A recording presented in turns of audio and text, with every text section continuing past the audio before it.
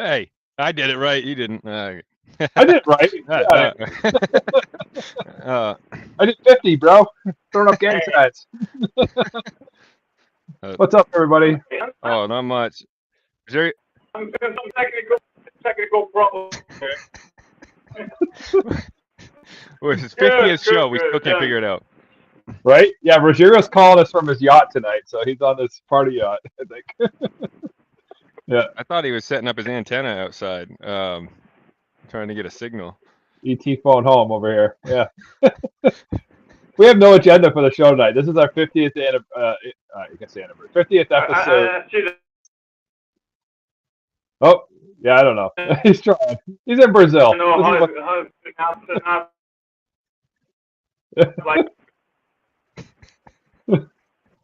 Anyway, so hopefully you can hear us okay. But yeah, this is just a silly, fun show. We have the link sent out to a bunch of guests, and we're going to be silly and zany and crazy. Josh Marcella, happy 50. Thanks, buddy. Yep. And our friends at ASAP Comics UK. Thanks, guys. So it's just going to be a silly, zany time. I should probably get some booze going, but it's been a long Friday, so I don't know how far down that hole I want to go. But I haven't ruled out the option yet, so we'll see what happens. Yeah. Yeah, we both spent time chipping ice tonight, and oh my God, dude, it's like the I was telling my wife, we were watching the Olympics. I said, they could just do the ice luge in my driveway. It's so bad. Like it's literally like 2 or 3 inches of solid packed ice, and it sucks. And so I was taking the back end of my axe and just slamming it down into it, and my son was like, "Can I do that?" And I'm like, "You're not touching this thing." Like, nope. How did he use his toes? Yeah. Yeah, exactly. Because I just barely had to hit it with the axe actually, and it was chipping it away. And he was sitting there. He lost my crowbar in the snow because I was using a crowbar to like pry some of the ice up before like the last ice storm. And I made the mistake of letting him use it, and he lost it in the snow. So it's buried somewhere right now. And he's like, "Can I use something else?" Hey, we get some people coming up. Hey, what's up, Rich? Happy 50th anniversary. Thanks, man. Yeah. We're jealous of a guy like you out in LA, and we're complaining about chipping ice in the driveway. That's our weekend fun that we're looking forward to. That we get to do here, so that's awesome. I'm not going to tell you about the heat wave we've been having this week. Oh man, which has been really inconvenient. You guys don't have any right to complain. It was in the 80s. Right? Oh man, that sounds beautiful. Hey, it's supposed to be 50 here tomorrow. I'm excited for 50 degrees. Yeah, right. It's swimming weather. Yeah. Yeah, if it were 80, we'd be in like that Borat thong Speedo bikini that he wore. We'd be out there running around. What's up, Andrew? Thanks for stopping in and saying happy 50th. So, yeah. I thought Rogerio was going to wear that on the show tonight to celebrate, but he can pull it off. He's got the build for it. Hey, before we get too far into this here, Richard was nice enough to come on, so I wanted to chat with him. We did a special little intro or celebration for tonight. So I don't know if you want me to get that teed up here. Sure. Yeah, we could set that up. To see it. Yeah, we got our co-host. We got our special co-host here from what was it, episode like 8 or something? It's my wife, Emily. So. Yeah, nice. Well, cheers, guys! Congratulations. Yeah, appreciate it. 50 episodes, nothing to sneeze at. No. And you actually liked the GIF I posted, so that was kind of a hint. So I'm gonna tee this up here. Joel, you were going to say something about it, but say about it if you want me to. So we put John coordinated this thing and put this thing together, and it's pretty awesome. So we've alluded to this person in the past. So we have a special message from someone that we hope to eventually connect with on here and go over some things. So I don't know if you want to pull up that video, John, or get it going here, but here we go, guys. Just a little special message from someone that we've many times alluded to, and it's been a running joke, but in a good way. We laugh with, not of, for this person. So let's get him on the screen here. Here we go, John. I'm loaded up. Ready, buddy? Here we go. Tell me when to hit play. Go ahead. Hey, Livid crew! How is the Livid crew? Oh, baby, this is Tim Capello from the Lost Boys, and wow, have I got a shout out for you. Oh, yeah, all my guys and gals at the Livid crew. It says here, congratulations on hitting 50 episodes of the Livid Comics Lair, and cheers to a bigger and better 2022. And let's face it, 2022, 2023, and beyond, baby. Absolutely. Now, you gotta know, this congratulations on hitting your 50th episode, well, it comes from the bottom of my heart, 100%, guys. You know what? That is absolutely fantastic. But you also got to know it's coming from your boy, John. That's the crazy dude that put me up to this. And I am so glad he did. You know what? You know what, Livid crew? To be the messenger, to be chosen, to be the messenger of such beautiful, beautiful feelings of congratulations and all that beautiful stuff that goes along with it. Pat yourself on the back. Absolutely, man. Take a minute to see how far you've come before you put your nose back to the grindstone. Absolutely, man. That is so, so cool. Now, it does say here that you are Lost Boys fans, at least some of you maybe. So I want to tell you that makes me feel amazing. The fact that you even like my little 13 seconds in there, man, makes me feel like $1 million. But there might be some of you out there in the Livid crew who never seen it, don't like it, but don't like me. Well, what am I going to do about that? I am, like I said, so, so grateful that I am here giving you this shout out. So when it comes to the fact that the Livid crew, all the guys and gals at the Livid crew should be over the moon happy about hitting 50 episodes of the Livid Comics Lair. When it comes to all that congratulations and fun and celebration, well, here comes the fist pump. Oh, I still believe.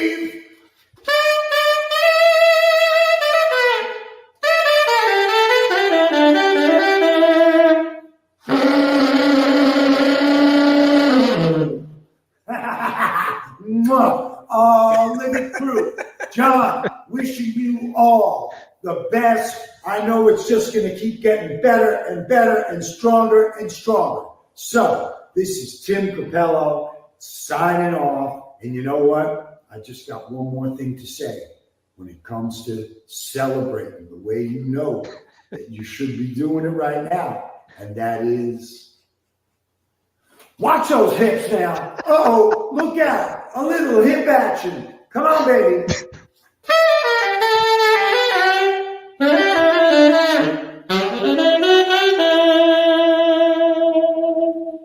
All right, Livid crew, you keep putting them out, baby. Incredible. Oh my God, that was long. Yeah. I believe. So, the joke with Joel was, I was like, what are we going to talk to him for 90 minutes about? But he just did like a 10-minute, congratulation video. So, like I always said, he played sax with Tina Turner, dude. Like, there's so much stuff you could talk to that guy about, right? I mean, what's Tina like off stage? Like, give us some dirt on Tina. Let's go. That's 90 minutes right there. I know, right? Yeah, just being on the road in the 80s. I mean, my God, Yeah, I kind of wish I didn't good. type it. Yeah, he does. He does. He's wearing the I think those are smaller chains now. I don't know if he can carry the heavy ones from Lost Boys still, but he's. I wish I didn't put Livid crew, because he said it about 100 times. But I didn't want him to have to say everyone's name, so I was just like, yeah, Livid crew's fine. But he seems like a good guy. I've seen him in interviews too. He's very energetic, obviously, but yeah. Anyway, That's really cool. yeah, that was fun. was But yeah, so what's up, Richard? I don't know how you're gonna top that. I'm not. I should just click off right now. It's No, weird it's all though. My son, when I picked him up from school today, he said his backpack was really heavy, and I'm like, why? It's a Friday. It's not like you have to bring home, books or homework. And he said, oh, because of this chain I found. I'm like, a chain? And so he just found a chain at school, and he brought it home. And when he pulled it out, it looked just like the one that Tim wore around his neck in Lost Boys. And so I made that association. And then when you started playing this thing, it was just this weird, trippy. Anyway, just a coincidence. Not deja vu, weird. yeah, coincidence. Yeah. Big Maybe synchro- not. right? It's the Big message. synchronicity. Yeah. Yeah. Right. Yeah. But was, no, everything's going good over here. How about you guys, other than the cold weather? Oh, good. I still my book still hasn't come from Target. That's why you haven't seen a selfie of me yet with it. I gotta check my order That's there. okay. I've seen other people saying they've been experiencing delays, even from Amazon and Barnes. But and everyone's Noble and delayed stuff. right now. Yeah, I think it's just there's supply chain issues, right? But anyway, thanks for ordering it, and I hope you like it. Absolutely. When you get it, man. Well, Yeah. I already read it, so I loved it. My son, I'm saving the actual physical copy for, but well, I'll tell you, I got my comps from Aftershock, and they're really. Can I show you one? I'm sorry, Yeah. I'm just really proud of it. So, Yeah, absolutely. they're really good quality. Try and hold it up. I don't know if you can see. There's like really nice spot varnish I on love the that. cup.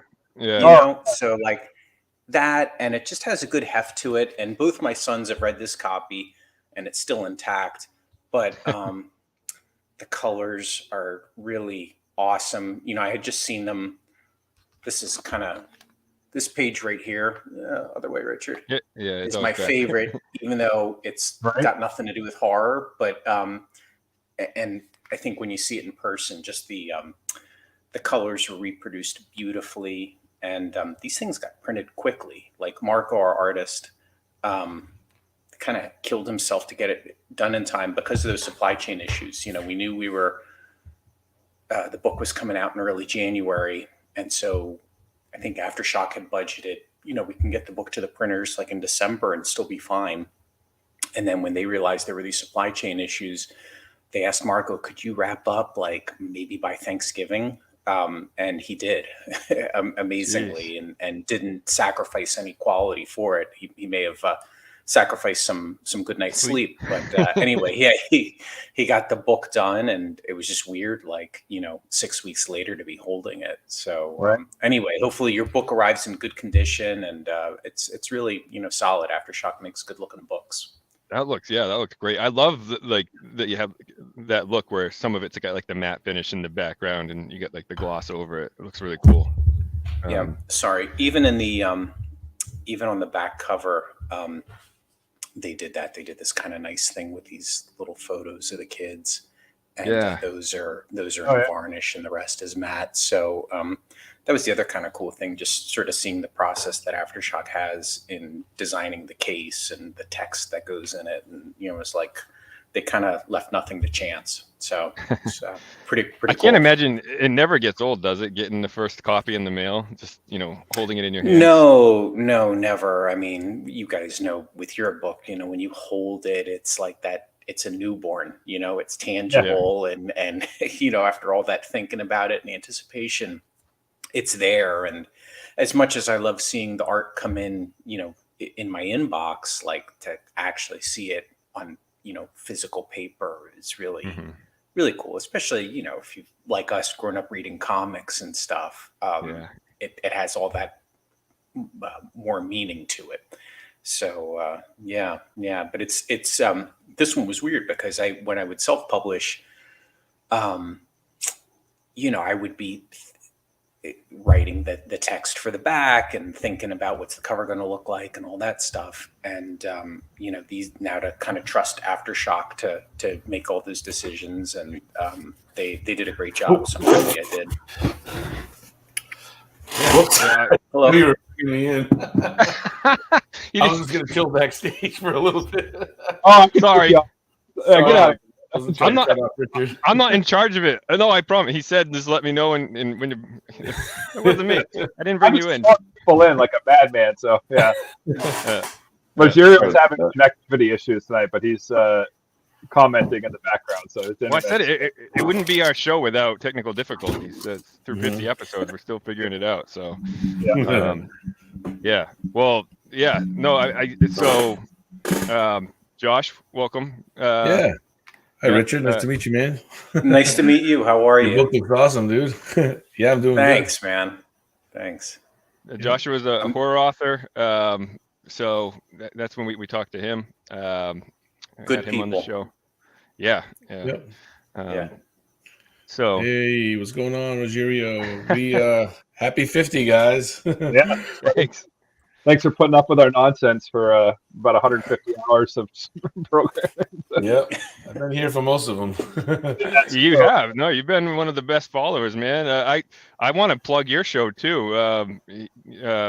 He's recently started his own show, which you're doing better than us already as far as where you're putting it. Like, you got the audio versions going, you got everything going. But Writers on Wax, it's a great idea.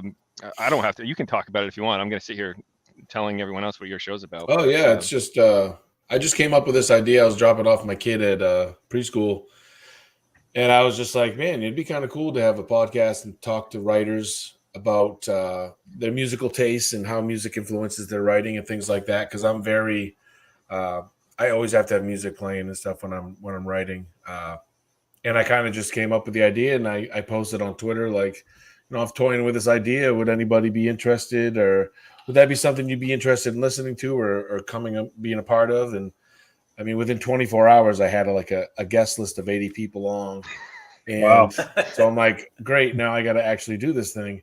So then I had to kind of like start figuring out how to do a podcast. And, luckily most of the gear and stuff I had from doing interviews and crap, but I ended up, I found some open source editing equipment and stuff like that for the audio and video. So I didn't have to spend any money on that. And then, obviously I just came up with it out of the blue. So I wasn't like going to dump a ton of money into it, but I did pay for the podcast for Podbean. It was like $108 for the year or something. So, so it's been great. I've already got 10 episodes are posted. I have 11 recorded so far. Some awesome guests coming up. Some guests you guys have had on, like Brian Keene is coming on at the end of the month with Bev Vincent.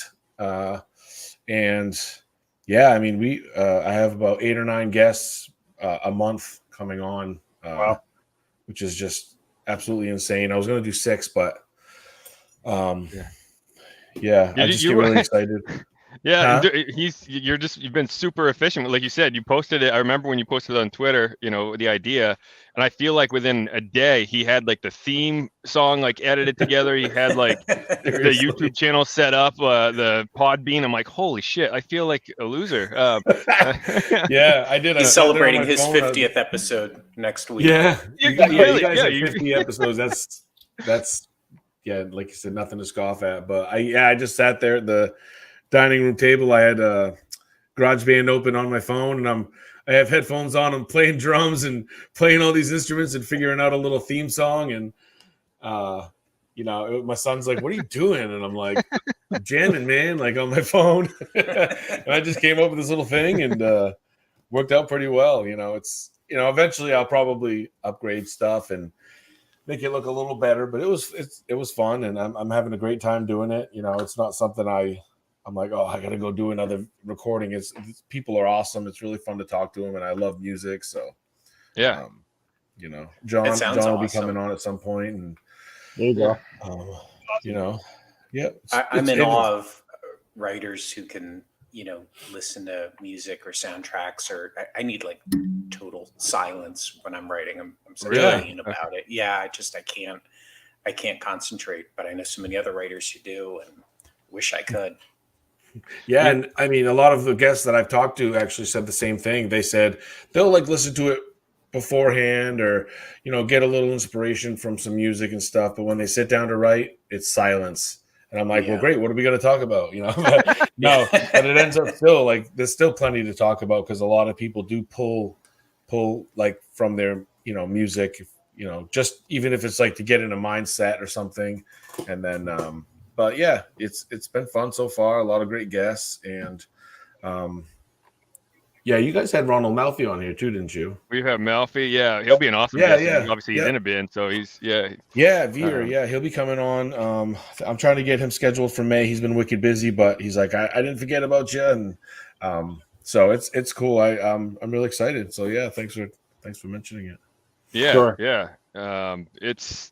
It's a great idea. It's funny when I write, I used to listen to I couldn't listen to hip hop or anything. I needed rock music on. And when I'm writing horror, I don't know, it just kind of goes hand in hand with me. But and then it was Ross Jeffrey that was posting horror soundtracks that he listens to when he writes, and I'm like, how did I not try that? And that I haven't gone back since. I bought because I still use iTunes like a kid from the 90s.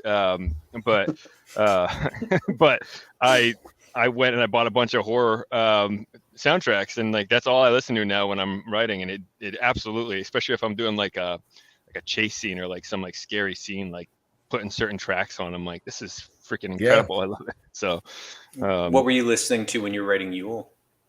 Actually, when I was writing Yule, it doesn't go at all with the story, but I was listening to mostly Chevelle and some rock, harder rock like that. Stuff that is hard but not crazy fast, or I don't have to sit there and pay attention to the lyrics as much. I don't know. Just hard beats does it more than anything for me when I'm writing. So Interesting. I'm pretty sure. Yeah, honestly, I'm thinking back. I had a couple of their albums on repeat for months for some reason. I like them, but it doesn't seem like good writing music now that I look back, but it worked. Yeah. I'll send you some cool instrumental stuff that I have that's lyric free, so it doesn't screw in your head. Well, if Richard was thinking I was listening to Christmas music, and absolutely not. No. I couldn't sit there doing that while I'm writing. Because I was writing that in the spring. Well, actually, no.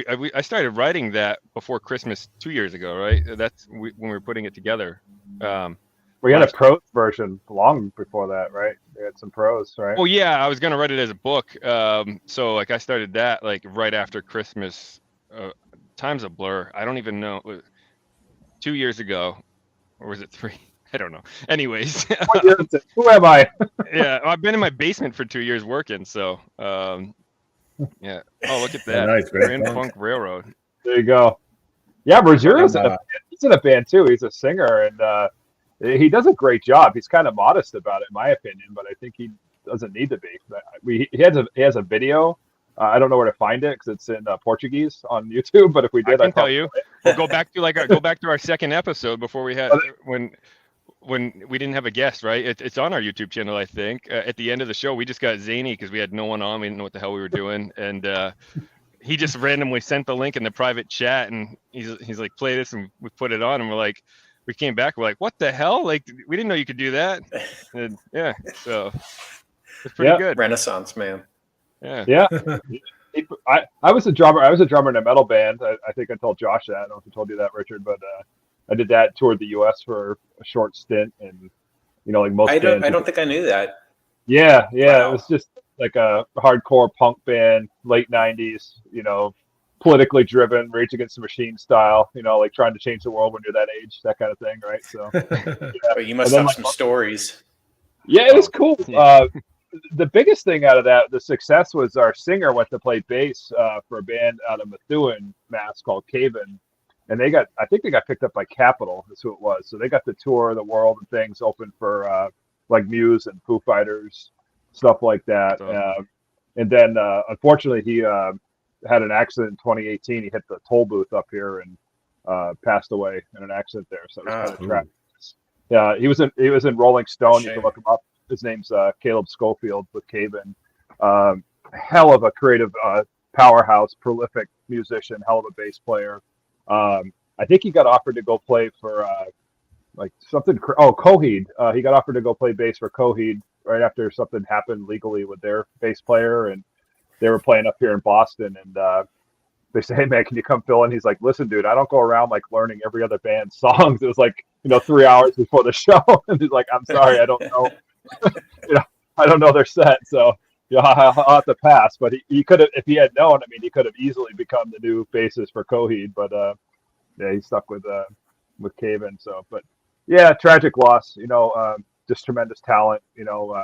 Catalog's still out there, and they did release another album at the end of stuff that they were working on called Final Transmission, and that's it's emotionally difficult to listen to because we grew up together, we raised each other. We were latchkey kids. He was my brother, and it's a sad event, but hell of a good dude, great musician. If you guys get a chance, check out Caven. Yeah, great band. So awesome. Yeah. Yeah. I will. I'm sorry for your loss. That's tough. Yeah. No worries. I mean, I know everyone says the legacy lives on in the music, which is true, but if it's hard for you to listen to now, that's tough. Yeah. He's humming out some songs that they're working on. There's not even really a track yet. It's just him. It's thought process. He's laying down a track and humming the different melodies and things, so you can hear his voice on there. Yeah, he's left a wife and two young kids, so that's tough too. Yeah. Oh yeah. Brutal. Well, on a lighter note, my kids got your books, Richard. So thank you for that. They loved it. So they blew through those. Oh, good.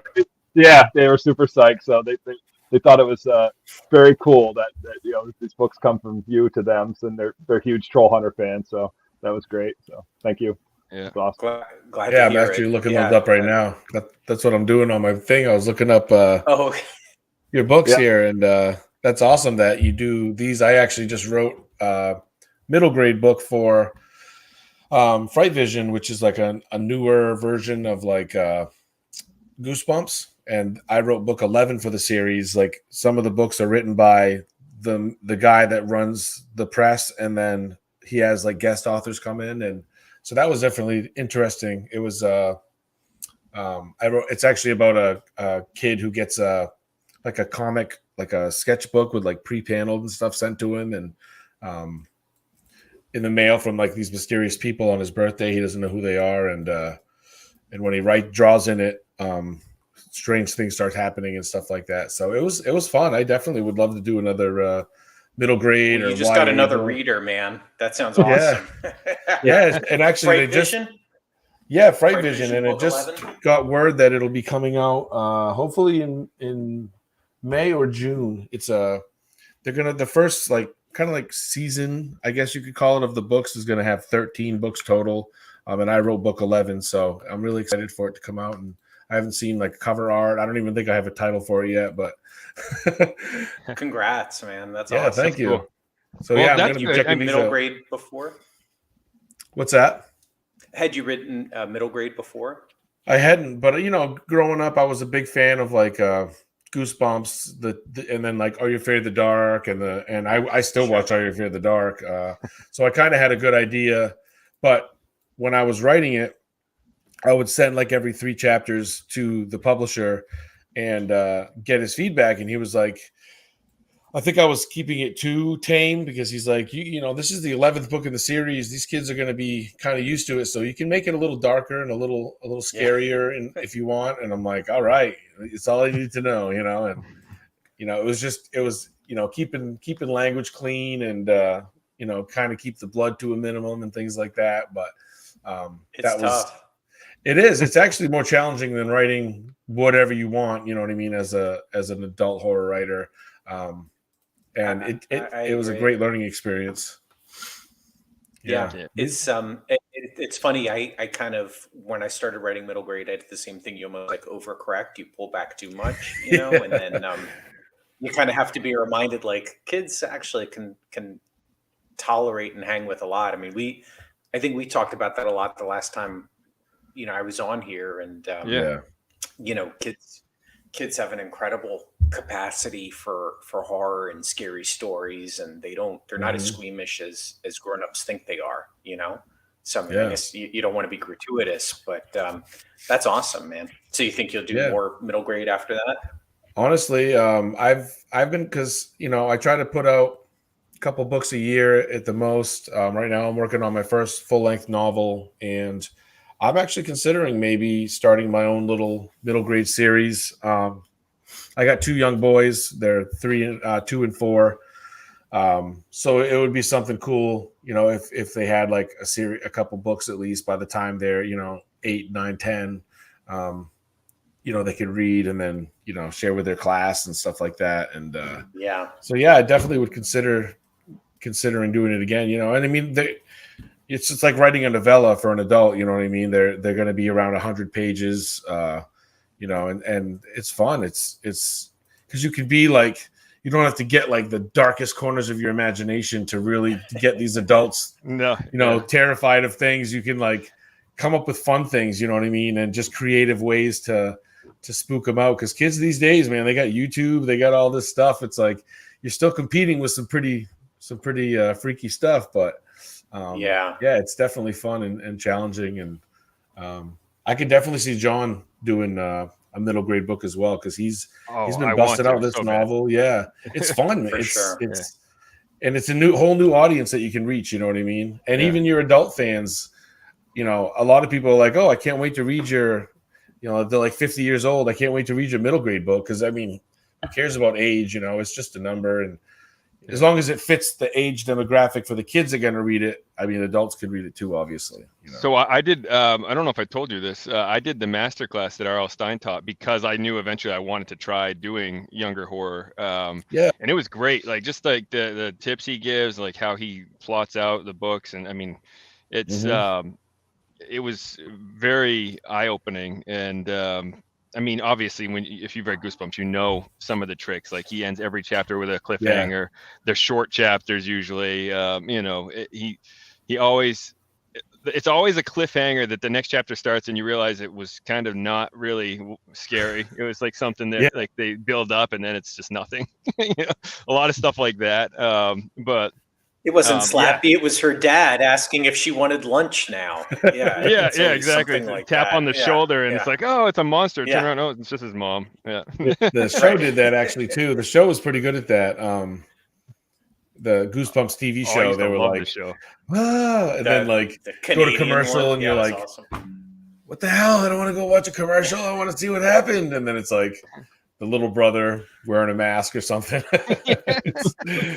But it's fun when you get to write it, and you know what I mean? It's a whole different experience. So I thought I was going to have to read my son Severed, but now I'll wait till that comes out. I want him to know my guess. Yeah, you may want to hold off on that one. but yeah, no, the Fright Vision, and it's a standalone, so it does connect, because all the books in Fright Vision connect to like the greater story, but it's definitely something you could read as a standalone. There's certain little things in there that connect to the Fright Vision universe that make more sense if you've read them all, which I haven't even read them all, but so yeah, it's fun. I can't wait for it to come out. I'm pretty excited. Yeah, that's awesome. Yeah. I don't know if you were how much at the beginning of the show you caught Richard was showing his Fear Book. Okay, cool. So like, Fear Book Club, you dig that. You're a Goosebumps kid like myself. Definitely has some of those type of vibes to it for sure. So I was totally channeling Goosebumps in writing this thing, and my wife caught the R.L. Stine masterclass too, and she said it was great. So I haven't checked it out yet. What's the name of your latest one that you just put out, Richard? It's this one, Fear Book Club. It came out last month. Yeah, it's through Aftershock Comics. They have a young readers imprint called Seismic Press, and this is the second book that awesome. They put out. So they're a great publisher. I really liked working with them, and they hooked me up with this artist Marco Matrone, and his art is amazing. So the story I can't speak to, but the art is great. Story's good. Don't be so humble. No, story's good. Thanks. That's awesome. I do want to step up. Sorry, I didn't mean to cut you guys off. I just want you it sounds like things are we're having a good chat, so I don't feel like we're holding you hostage. But I just wanted to say this show is meant as, you know, come and go as you please. You can stay the whole time. You can stay 10 minutes and say you got to bounce. Like that's the idea of this show. It's there's no agenda tonight, so. I'll be here to the end. John will be here to the end. So you're welcome. Thank you. I'm Sure. good for probably another 20 minutes, 15, 20 minutes. Then I'm going to have to do dinner. But thank you. And before I go, I'm going to ask you, your swag is awesome. So you guys were very nice and sent me like an incredible goodie bag, and this was just one of the items in it. Nice. How do you do all this? Like, you have your own like boards for that with the bags, and like it's really, and you know, you've got the nice backdrop behind you, John. Like, do you have like a hookup? How do you have photos on someone? What is it? It's kind of a joke. Until you make it. Yeah, we wanted to look like we were, you know, big shot almost, right? Like we wanted to give the appearance like that we weren't just some normal indie publisher coming out. So we wanted to look like we had a brand, right? So mission and I give Joel accomplished, credit. guys. Thanks. Yeah, I give Joel credit because a lot of like the tissue paper was his idea. He was laughing. He's like, "You're gonna want to punch me, but I think we should do the Livid tissue paper." And I was actually like, "Actually, that's kind of cool." But yeah, the backer boards, all that stuff.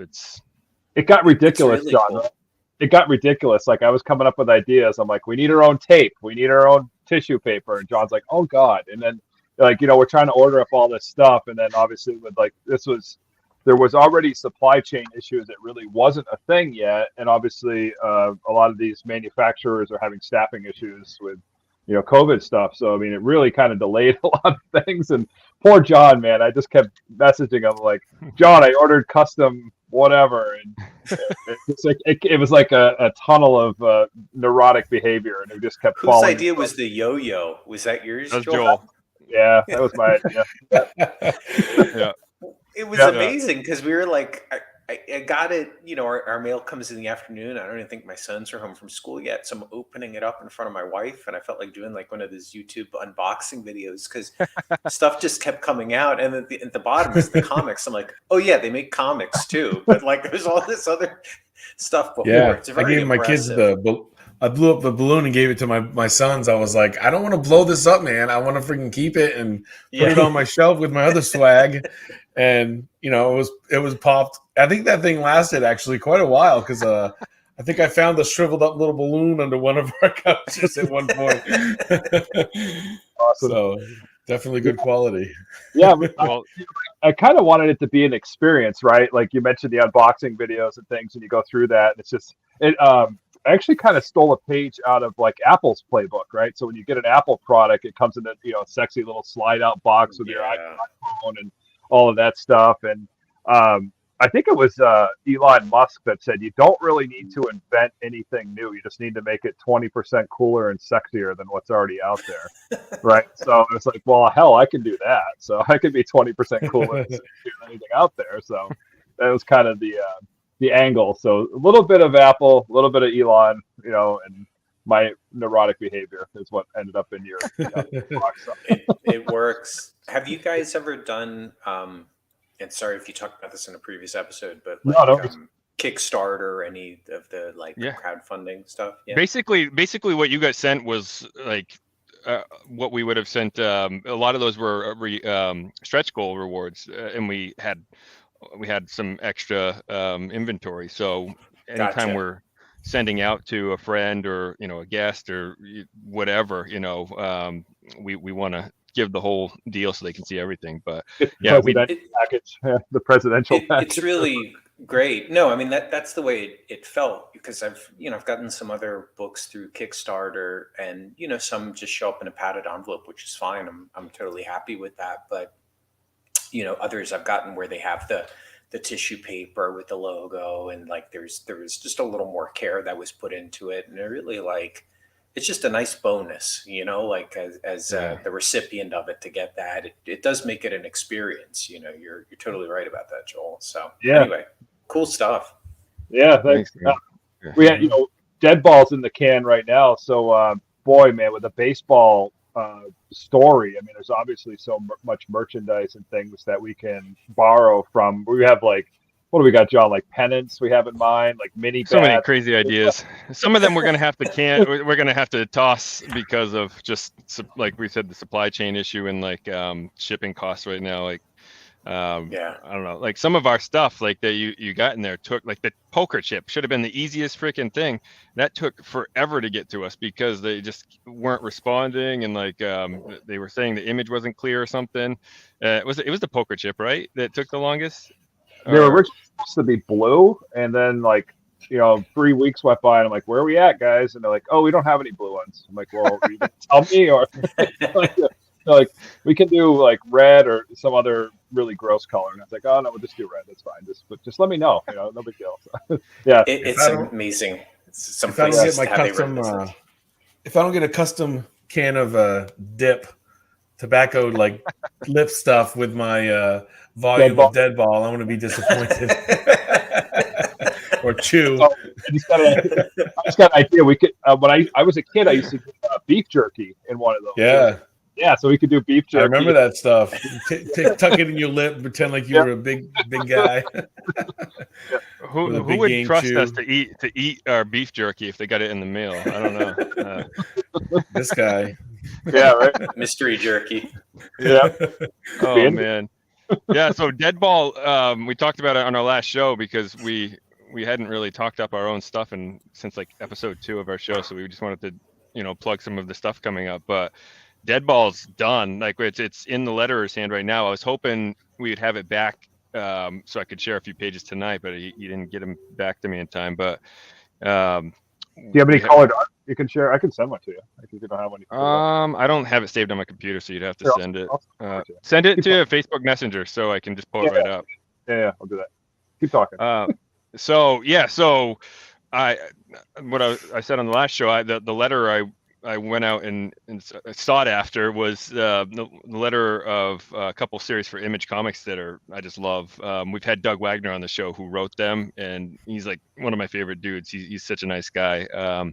But I was like, who lettered this? Because I want him to do ours. And I reached out to him, and sure enough, he agreed to do it. But he usually letters for Boom Studios, so he's got his monthlies through them that he's got to take care of. So he's basically trying to do us between his monthlies. So, but the book's done. We should have it digitally in hand here any day now. And then we didn't want to start a Kickstarter for that until we had it done. Like that's just out. We want to make sure our book's done, so when we launch it, we know we're good to go. So that should be. We'll promote the Kickstarter for a bit. We initially wanted to launch it by February, but probably looking at March at this point. Right in time for baseball season. Get it? Well, they even play. So, but and for anyone that cares enough, it's not. A lot of people think baseball is boring, so we understand that. Joel and I are huge fans, but it's not about baseball. The main character is a baseball player. There's some baseball scenes in it, but it's a horror thriller that takes place in the 1910s. If anyone's watched Nightmare Alley yet, Del Toro's new movie, Richard, did you watch that yet? I know you're a big Del Toro guy, but yeah, I am a huge Del Toro guy. I have not yet, but I know it's now on HBO Max and Hulu. I watched it. Yeah, I couldn't quite bring myself to go to the theater with the pandemic, but otherwise I would have been there opening night. But I only hear the best things, and I've heard him on podcasts talking about it, and everything that guy says just makes me want to see it more. So it's great. It's a slow burn type movie, but I was so engrossed with the characters. But I feel like the best noir is, like that's part of the DNA. Yeah.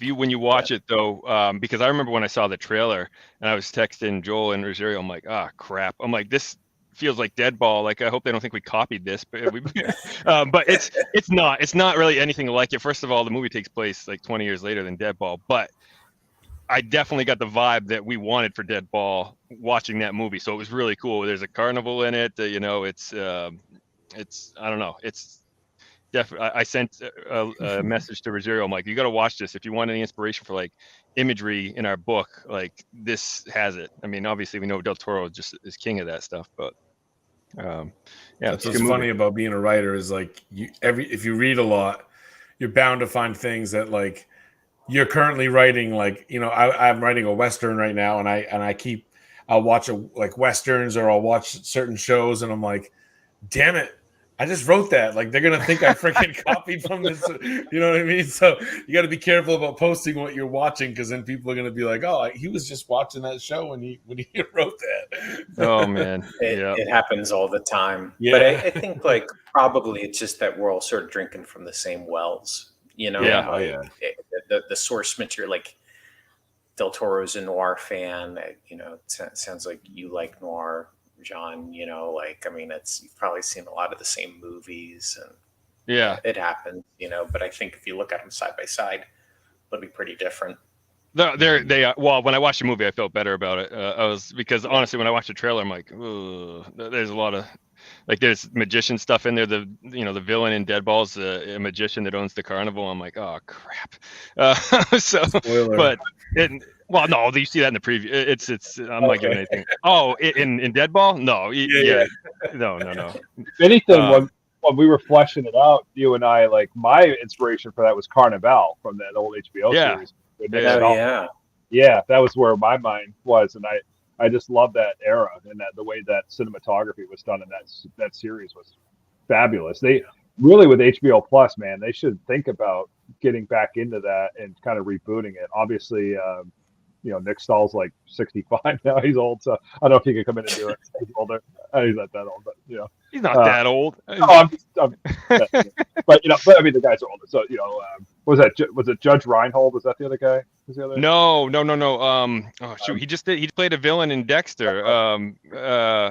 Oh, that's Clancy Brown. Yes, Yeah. Clancy Brown. Yeah. He's a legend. Yeah, he was in Carnival, and he crushed that. That show was intense. So we flew through that. There's only 2 seasons of it, but they ended it in a spot where it's like, okay, that could be the end of the show. But you still felt like there was more story to tell. I think I don't think they intended on it ending. I think they just canceled it for some reason. It won a bunch of awards, and then they canceled it, which I guess was more normal back then. But streaming wasn't a thing back then, right? And series and binge watching was not a thing, right? So that was something that wasn't out there. Yeah, that happened with a lot of shows back then. I remember, like, I loved the Ben Stiller show on Fox. I never saw the Ben Stiller show. Oh, it was like right up my alley. This was like when everyone was starting to do sketch comedy in the 90s. Like, there was, SNL obviously, but there was In Living Color. Yeah. And then on MTV there was The State, and Ben Stiller had his show, and it only lasted 1 season. And I loved it. But the night kept changing whenever it would air. And eventually it was coming on at like Friday nights at 9 o'clock or 10 o'clock, which is death sentence. Right. And they canceled it. Like what? Like your show? You're doing it on purpose. That's cool. You don't have a Fox executive telling you to do that. And I don't know what that says about all of us right now. But they canceled it, and then it won like all these Emmys for writing and stuff like that. And it happens. Clea Duvall, she was also in Carnival, right? Yeah. Yeah, she was a mom at our kids' elementary school, and I always wanted to go up behind her and whisper, like, Stokely from was it The Faculty? I love The Faculty. That's to do it. Yeah, that's a great movie. Yeah. So, oh man, that's great. Nick Stahl's like 5 years older than me. He's not 65. He just did a Terminator movie like 10 years ago. He's not that old. I know. He's like my sister's age. Yeah, he's like probably that Terminator movie was like 20 years ago. By the way, was it really? Did that come out that long? Holy moly! I'm not old. I don't know. It just time flies. I only know that because I was in grad school, and one of the producers came there to talk. The producer, was it Rise of Machines? Was that the third one? Yeah. Whatever the third one was, the one with Nick Stahl. He just came there to talk. And after his talk, people asked him questions and like, why couldn't you get like Eddie Furlong to be in it, and reprise the role? And the guy's like, we wanted to, but we just couldn't get an insurance company to bond him because, his personal life, issues. I think, had a pretty public drug problem and stuff, and they nobody could pay the insurance on him. So there you go. Man, Terminator 2 is still one of my favorite movies. What's that? Oh, sorry, John. No, I was saying things went downhill after Pet Sematary 2. Oh, yeah. Oh, yeah. Hey, I used to like that movie as a kid, and now I look back and I'm like, man, I would have liked anything back then. I think I don't know, but one of my wife's classic lines was, she goes, "There's no way that Eddie Furlong would grow up into Christian Bale." It's true. Yeah. Oh man. Well, no, the T-1000 gave me nightmares when I was a kid. It's like him. I forget that actor's name that played him. Robert He did such a good job. Was that his name? Yeah. Robert Just Patrick. like when he would, my brother and I used to go out in the driveway and try to run with our hands like this because of how fast he ran in the movie like that. Like, so we look like idiots, but we thought it would make us run faster, all because of that movie. He's in Peacemaker, I think, now. And He's the dad of John Cena. He is getting old. Yeah, he's the White Dragon. I think he's like this old racist, like really racist. And he's Peacemaker's dad, but it's like, holy crap. It's like so crazy when you see these guys that were like, he looks so young in Terminator, and now he's just like, this cranky old man. That's the character he plays, but it's pretty wild. Well, man, have you seen Chevy Chase lately? Like, I watched Christmas Vacation this year, and like, a couple of my friends went to see him. He came to right up here in New Hampshire to do a stand-up thing a couple months ago, right around Christmas time to like basically feed off Christmas Vacation popularity, But he's not doing well. Like, he came out in like a wheelchair, and like he couldn't remember some of his jokes and stuff, they said. So I'm like, man, sad. I think he has a lot of drinking stuff related too. He's had some medical stuff from years of drinking that's caught up with him, as well as reading. He's been in and out of rehab a lot. Like he went to the Betty Ford clinic, which is kind of weird because he used to make fun of Gerald Ford on SNL, when he was on here. Right. But there was an article. It was like an interview with him. That I'm a huge Chevy Chase fan, but I fully admit, like, he's apparently a very problematic, difficult person. But Christmas Vacation is probably the movie I've seen more than any other in my life, just because every Christmas I watch it like at least twice. Now my kids love it. So like, it just, if you do, add it up year after year, it's for sure. I've seen that more than like The Godfather or whatever. But and it's a great movie. I'm not knocking it. My son and I actually just saw it this week, even though it's after Christmas. Whatever. I would watch if I flip through the channels. I'm gonna stop if that's on. Like, between that and Home Alone, like, my wife always wants to watch new Christmas movies each year, and I'm like, none of that crap is gonna compare to these two. I'd rather watch them twice each in December, and then Die Hard twice, and that's 6 nights right there for us. So that gives us 19 nights to watch something else. So it's kind of funny that Christmas Story. You're good. Yeah, it's kind of funny how Chevy Chase and Randy Quaid were both like the two big names in that movie, and now they're both kind of like off their rockers. Like, I love I don't know if you guys have seen Bad Santa. I love Bad Santa. Oh yeah. Have you never seen Bad Santa? Was that Billy Bob Thornton? Yeah. I've seen the first one. There's a couple of them. The second one's terrible. Okay. I didn't see the second one. I just think that scene when he was working outside and he's pissing himself on the sidewalk, that's fantastic. that was the most ridiculous and awful and brilliant Christmas scene ever. I love that. My wife won't let me watch that one every year. I want to. I freaking laugh so hard at that movie. I mean, it's not. She likes to feel good movies, and I don't blame her. But like, I don't know. Like, I felt really good. Hard. Yeah. Oh man, there's so many lines in that movie that I just freaking die laughing at. But Christmas stories in that rotation for holiday films. Yeah, that's what. Yeah. But it was interesting to hear you, John, mention Christmas Vacation and then Home Alone right after. And I was thinking about it on this millionth viewing of Christmas Vacation. Like, I don't think you get Home Alone without Christmas Vacation, because John Hughes wrote both of those. Yeah.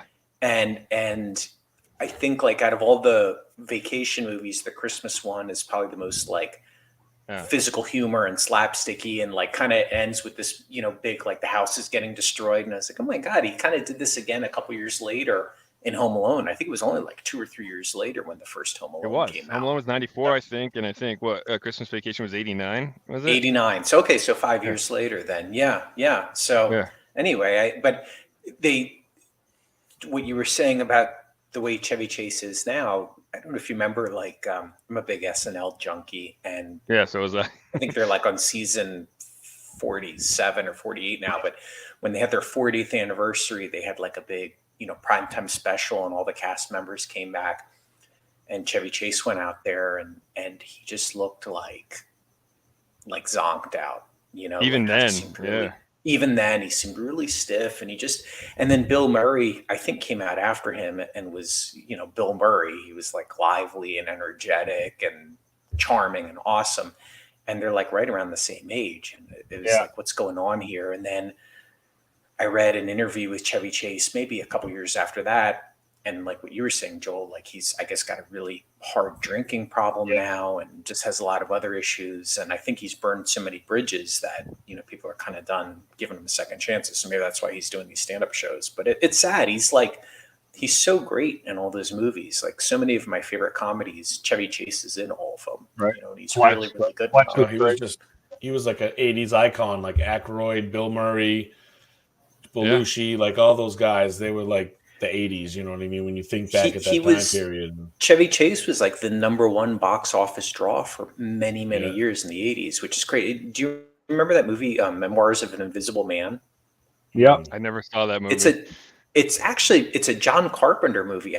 John Carpenter directed it. It's great. It's great. And Chevy Chase is in it, and he plays like an invisible man. It sounds crazy. And when it came out, it was like the early 90s. And I was like, what is this? This is so weird.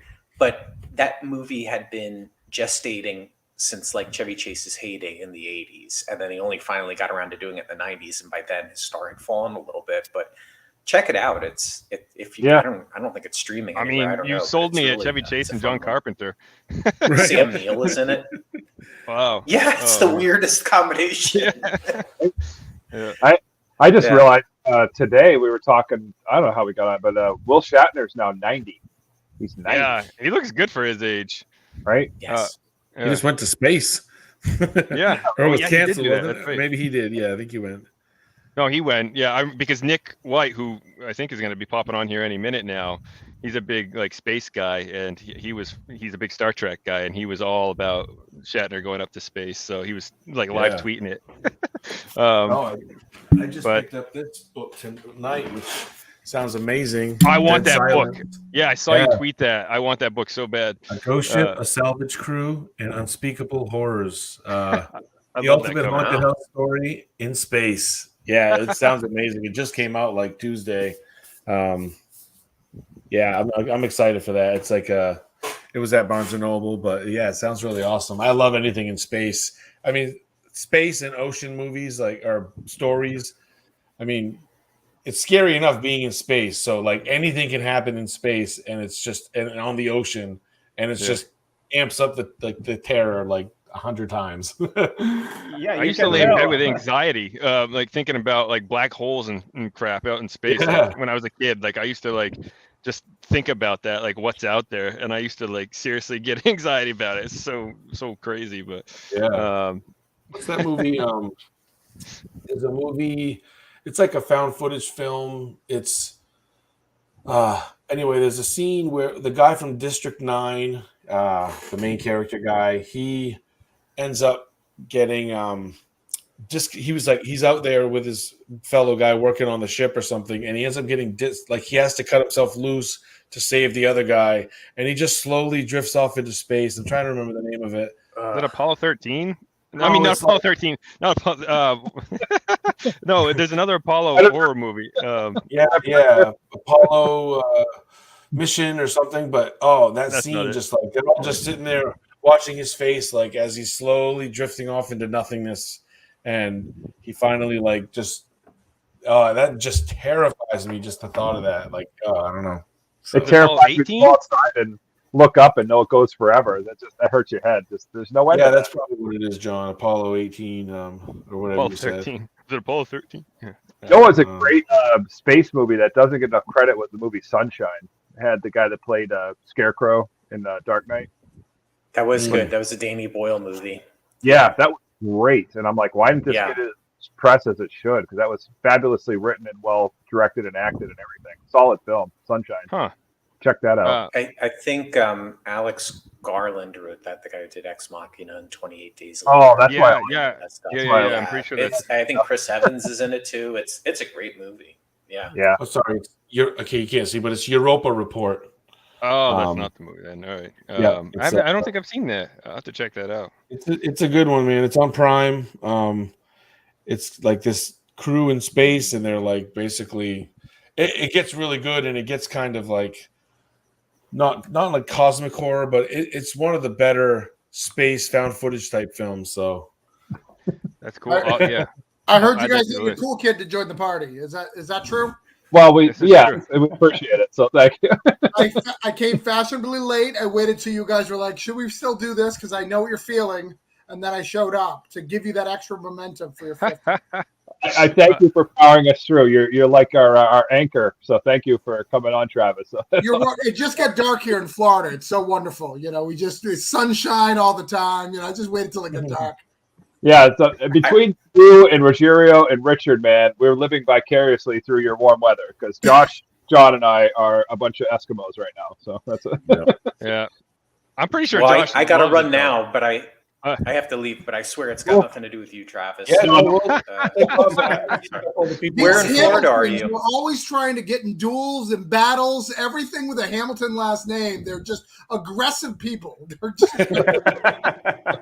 All right, I'll see you in New Jersey. A point to prove. It's got a point to prove. All right, thanks for coming on. Awesome. Yeah, nice meeting you, Josh and Ruggiero and Travis, and congratulations on the 50 episodes, and I'm sure there's many more to come. So thank you. Yeah, we'll have you back on when you got new stuff coming out too. We love talking to you. So hopefully later this year. Yeah, thanks guys. I'm looking forward to it. Check it out. Thanks, Rich. Thanks. Have a good one, buddy. You bet. Yeah, I'm gonna take off, fellas, because I see a couple more people want to come in, but yeah, I just want to stop in and say hello, and I'll love to come back on anytime. You guys have like a down week, but yeah, congratulations on the 50. I'm excited for Dead Ball, and hell yeah! So thanks for having me on. Did I piss off all your friends? No. I'm so sorry. No, this is good. Hey, quite a while actually. This is good timing. Yeah, we're alternating. Like it's a new hour, so we got some new peeps coming in. So I'm a cool kid. Like hang out with me, Josh. Like I did the drugs instead of hung out in chorus. Like that's not true. I was in chorus. You knew it. On drugs. See right through me. On drugs. Yeah, he realized there's too many bearded guys. I know. We need to chill on the beards, guys, and the glasses. I'm not wearing mine, but. Oh man! Thanks, guys, and congratulations on 50. And I'm looking forward to Dead Ball, and I'll keep watching. Congrats. Yeah. Well, there you go. Check out Writers on Wax. Check out Josh's new show, and Hunger for Death is his most recent book. Check that out. It's awesome. I've read it. I'll give you a quick little plug there because you're being humble, not plugging your own stuff, but it's all good. Yeah, I'm good. Well, thanks, guys. Well, we'll talk to you later. I have so many questions for Josh. I'm really sad he's leaving. I want to know, what kind of ladies he brings into his hot light room. Be like, hey, my wife. Hey, baby, you like Hot Topic? Bam! Boring. I'm jealous of those lights. I got a cement wall behind this cloth here, so they look awesome. Yeah. I got them for free. Honestly, the story is weird. They arrived at my house from Amazon. There was 2 boxes of these LED lights that no one ordered. We were never billed for, and they were sent to me. And I'm like, what the hell? And it took me a while, and then eventually I'm like, you know what? I'm going to put these freaking things up. What the hell? Why not? That's the best excuse ever. No, for real. And they're cheap. They're like $10, $12 or something, but they're the coolest things, and they change colors. Like if you're getting all sexual, you can go to the you're gonna get that on Valentine's Day. Yeah. Tonight I'm gonna be a Sith Lord. You ready? Yeah, exactly. Do a little bit of purple. I don't know. I'm I'm not pointing to the right button here, but yeah, they're awesome. It's a Prince going. Throw the purple on. Right, we're good. Yeah. Well, I won't show my wife just in case she leaves me when she sees how awesome your room is. So That'll happen. What's up, Nick? Yeah. All right, thanks, guys. You have a good night. All right, Josh. Stay warm up. Thanks, There buddy. they are. How's it going, guys? What's up, Hey, Nick? good. This What- seems what intentional. happened It to your seems like face? it seems like at the hour mark we're like we got a new lineup of guests coming on. This wasn't planned. This is nice. It works out perfect. What's up? How's it going? Sorry, I was late myself. Oh no, it works out perfect. Oh yeah, you did shave your beard. That's what Roger was talking about. Yeah, yeah. It kind of got kind of like a little scraggly, and I thought, well, I might as well just shave it once and let it regrow again. Yeah. Well, Nick meet Travis. Travis meet Nick. Both. What's past up, man? guests here. Yeah. How's it going? good. How are you? Good, buddy. Good. Good. Nice to meet you. Nice to meet you. What are we talking about? Anything good? Oh, we've been all over the place. Well, we can talk. So Josh just left. He's been helping me a ton with book stuff when I'm writing my book here, and Oh, cool. you have also helped me a ton. So I gave you and him both a ton of props. So No worries, buddy. I'm glad to do it. yeah, Travis. So Nick was he's a paranormal investigator. He had a show on A&E about the Bell Witch.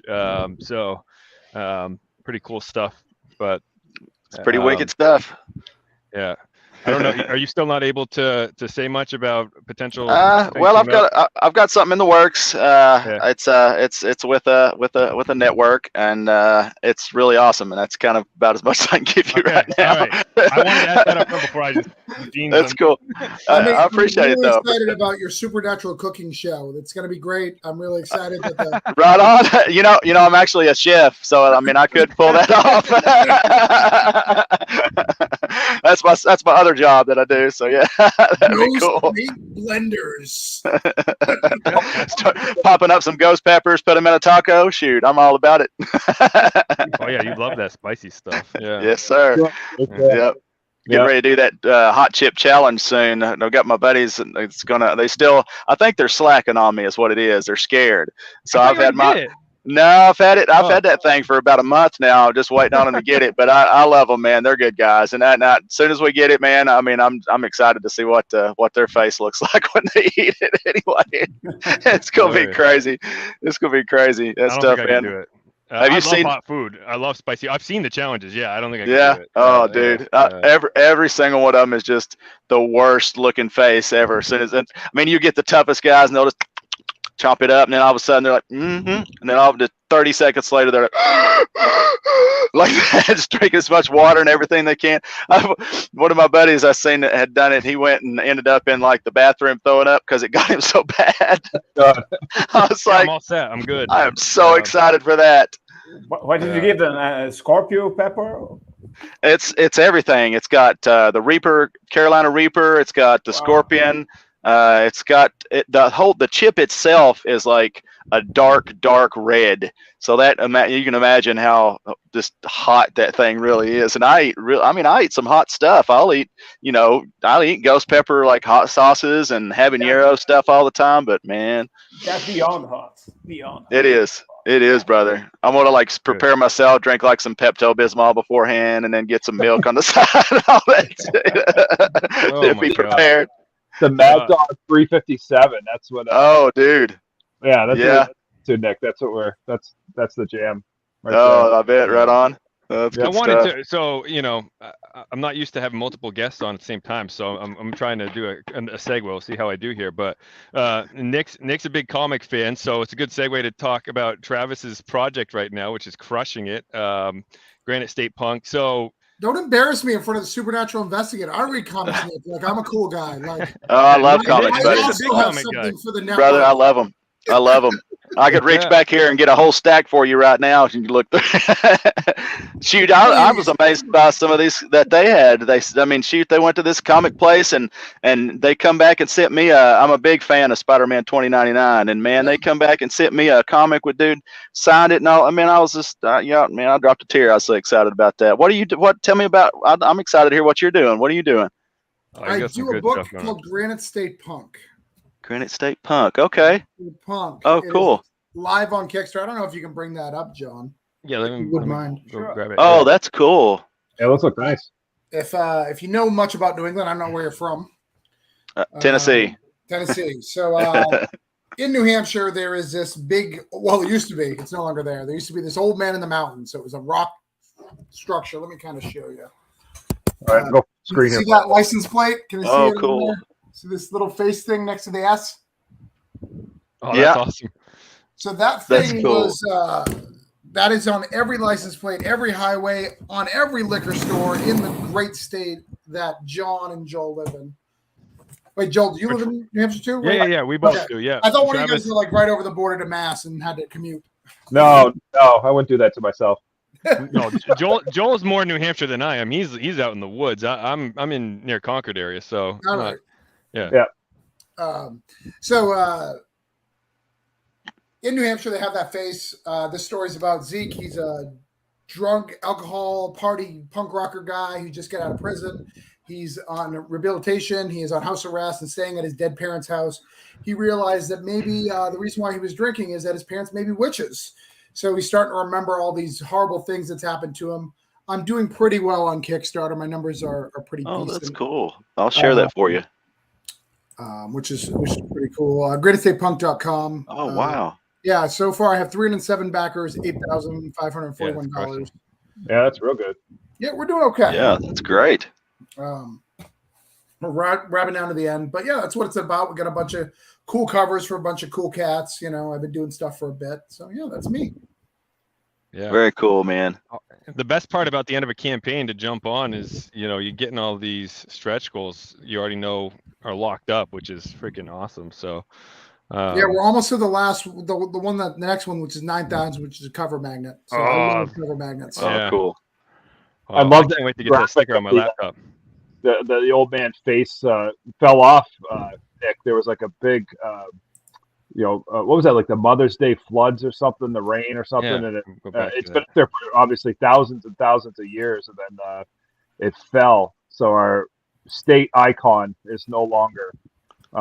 It's gone now. So that's kind of a cool graphic there showing that being kind of no longer there. And the old man on the mountain. When you look at the side shot of it, it looked like a face of an old man made out of rock on the side of the mountain there, and you can see it when you're driving up through the mountains in northern New Hampshire, and it got washed out. Cool. So that was like a big sad day. We didn't make that. It's just a natural formation. So it's kind of and it's all we had. We had the primaries every 4 years in an That's old. cool. That's crazy though. Rock, and we got rid of half of it. No, people love that interesting stuff like that. Yeah. I do too, man. That's really bad. I like that. Check that cover out. This cover is so awesome. Yeah, that's what I was. That's cool right there. Yeah. Nice, man. Thanks. Yeah, we're pretty proud of it. For sure. Yeah, I would be too. I can't do anything like that. I can tell you that. Oh man, I'm excited to read a comic in New Hampshire, specifically, horror themed. There's not too many of them out there, so this is right up our wheelhouse here. So oh, that's cool. I like that one too. The green Travis one. used to go to the same club together. There was a club in Rochester called Safe and Sound, and my band would play there, and Travis would go there. So we may have crossed paths like 30 years ago and never realized it. And now here we are, come full circle, right? Yeah, because we're both old as hell. Yeah, we're all old, buddy. I feel you on that one. Yeah. Oh man, that's cool, man. That's some great artwork. Yeah, thank you. Yeah, for sure. You're welcome. We've been having fun on this campaign. It's wrapping up last few days here, but yeah, it's good. Yeah, awesome. Now you list it as a one shot, right? But when you were talking to us back on the show, I mean, don't be weird, John. No, I was gonna say it's obviously super successful. It's attracting a lot of people here. You definitely exploring or considering exploring more, right? It sounded like we on our show last time. I've got a few stories, and we have a few more iconic things that a couple of us in New Hampshire know about. So maybe I'll shed some light on those. The Great Canopy Lake Park Special. Yeah. Oh, cool. One of my ideas, I may have said this at the show, but one of my ideas is doing Granite State Punk, Salem, and then have Mass cross it out and put New Hampshire. Yeah, Salem, New Hampshire. Yeah. New Hampshire. Yeah. Not the Salem you were looking for. Well, the other Salem. Put that on there. Well, as a Yes. kid, like I couldn't put the two together, like that things could be named the same, like for some reason. So every time I went to Salem, I was like, "Is the witches here?" My dad would be like, "No," but I was like, "But I studied them in school, and they're in Salem. I don't know what you're talking about." We have America's Stonehenge there, Nick, so you can come up and do a paranormal investigation in there. You know, maybe have Travis join you for some inspiration, right? You guys can collab. That'd be cool. Yeah, I'm always for stuff like that. You know that. Yeah. So there's one story, urban legend, that I looked up. I can't remember where it is. I think it's closer to Portsmouth, but it's this lady from Salem. So she fled from Salem because of the witch trials.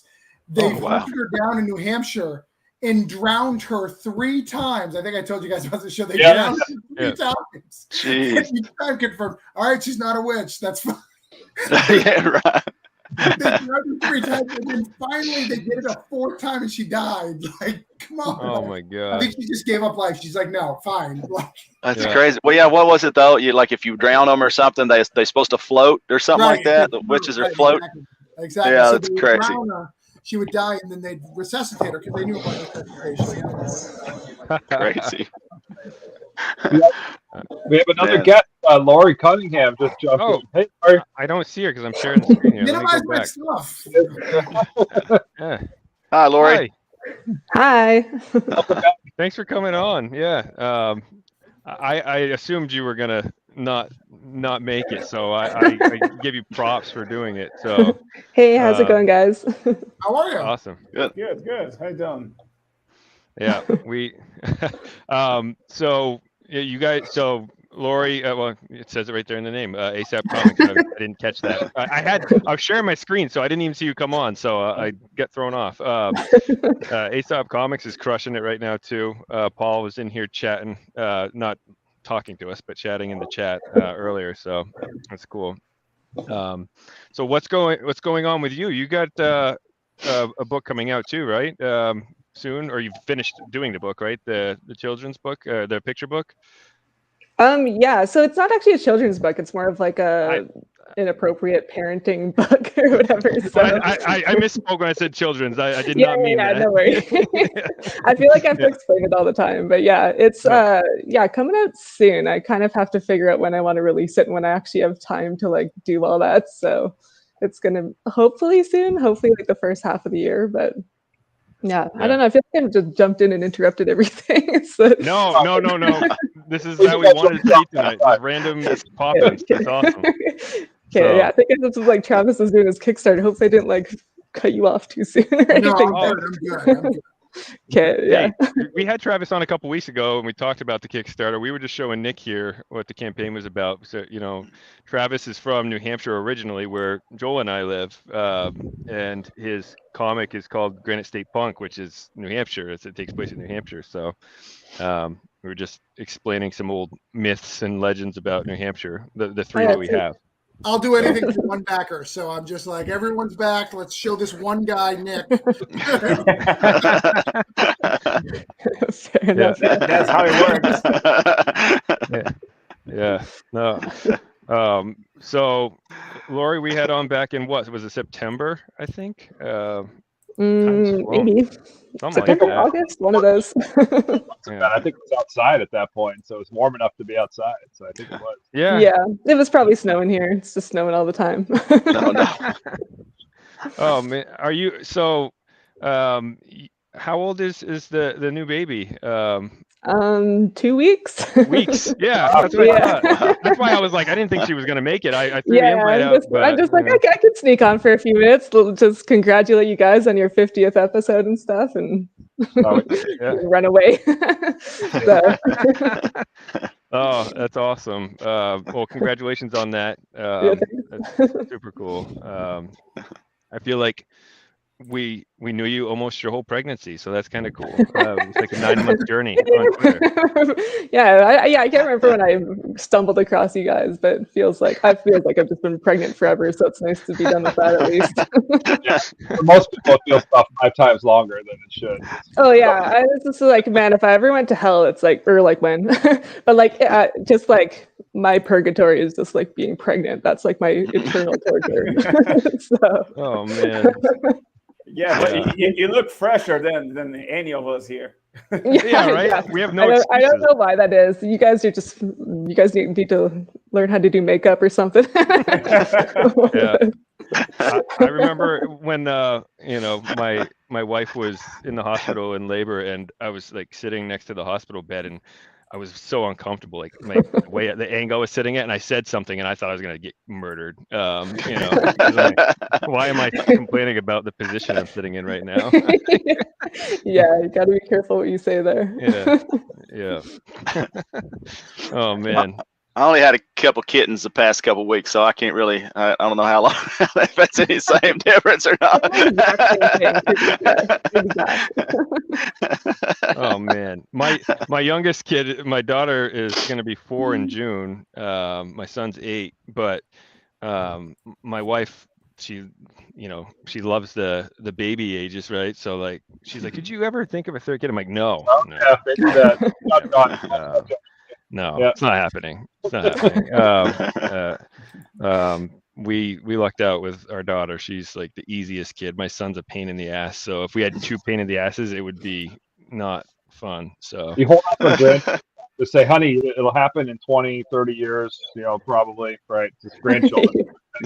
Yeah. I'm afraid to have one like me. Oh man. Well, when I say my son's a pain in the ass, he's like me. So there you go. Yeah. I feel like I'm talking to my younger self, and I'm like arguing with an 8-year-old. I'm like, my wife was like, "John, you stop talking down to his level." I'm like, he's such an annoying shit. Yeah. My son is 2 years old, and we let him use the phone periodically, and he is obsessed with horror stuff. Like he'll find it.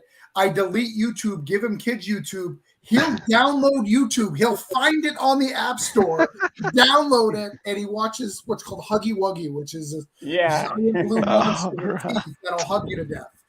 Yeah. Like, and he loves it. It's not even that bad. It's just bad for a 2-year-old, right? It's not. It's like 7 or 8. Yeah, whatever, no big deal. But it's like you're 2 years old. Like horror should not be your focus. That is a bad moving forward. That is not what we're going with. Getting started early. Yeah, well, my son is like all obsessed with Siren Head right now, which I didn't even know what the hell that was. I've seen that. So the thing is like, whatever. He's 8, like do what you do. But he tries to get my 3-year-old daughter to like take part in it and like watch the videos. I'm like, no. And then he'll run around the house saying Siren Head's chasing them, and like my daughter just wants her brother to like her, so she's like running around saying Siren Head's chasing us, and I'm like, he's not real. And she's like, yes, he is. I'm like, there's no such thing as a telephone pole monster. Like it's not a real thing. So that's what they want to drive around on the weekend and look for Siren Head. That's what they asked me to do this weekend. I'm like, awesome. That's a good getting out and stuff to do. Let's go look for Siren Head. Yeah. Last week I caught my 7-year-old watching. There's a series on Netflix with those New Titans, I think. I said, oh, it's all right. It's a DC movie. So violent, and oh my god! The one on HBO Max. Yeah, the HBO Max one. They're vicious on there. Robin, man, once he got to be Nightwing, he was nuts. It's gruesome. Beating some faces in. Yeah, and I had to listen to him telling me that I'm old enough for this. I've seen worse. I've seen worse. God, I have to have a chat with your mother. That's not right. Oh man. Well, that's good. Those series are not great. Rogerio and my son were talking on kind of talking on Facebook Messenger. It was kind of funny. I don't know if you saw that. They were like sending like little gifts to each other, like memes or something. Not memes. emojis. Yeah. So because my wife's like, "Who is this kid?" And I'm like, ha, "That's awesome." That was Pedro here, and then he said, "Can I talk to him?" Yeah, you can try, but he doesn't speak any Portuguese, so no, it's going to be tricky. Yeah. And then he said, "I know English, like what? Yeah, hot dog." that was it. You know what? But it's a good thing. So I grew up like these guys in New Hampshire, and when I came down to Florida and I heard real people speaking Spanish, like I was blown away. I was like, "That's real. This is real life. People really speak this language. Like we're in America." Like I felt so racist. It took me like a year to get over because that only happens in Mexico and Spain. How are people speaking another language for real? Oh man, it was very traumatic for my young white self in New Hampshire had one black kid in the whole high school. It was very traumatic for me. No, I mean, it's just New Hampshire. It's not, it hasn't changed much. It's still the same since you left. Well, the weather, nobody wants to come here. We're just stupid enough to stay here and live here. Everyone else moves out to Florida and better places and better climates. Yeah. It's definitely warmer in Florida for sure. Yeah. Looking at -4 Monday. Woo! Bring it. That. No, I can't. I don't know how y'all deal with that cold weather like that. I don't know. It's going to be 50 tomorrow. It's going to be awesome. Joel and I will be able to chip all the ice off our driveways. No, that's not bad. 50's not bad. 50's not bad. I've got another buddy of mine lives in Wisconsin. Oh, dude, there's like negative friggin' 15 or something like that the other day. I was like, man, how do you even go? That's crazy. Yeah, what's it up in Canada right now? It must. Oh man, I couldn't imagine. I couldn't That's imagine. not too bad here. You guys are talking in Fahrenheit, and that means nothing. You're to me. Celsius. Yeah, sorry. Well, Rogerio and you would be on the same level. Yeah. -24 Celsius. There you go, Laurie.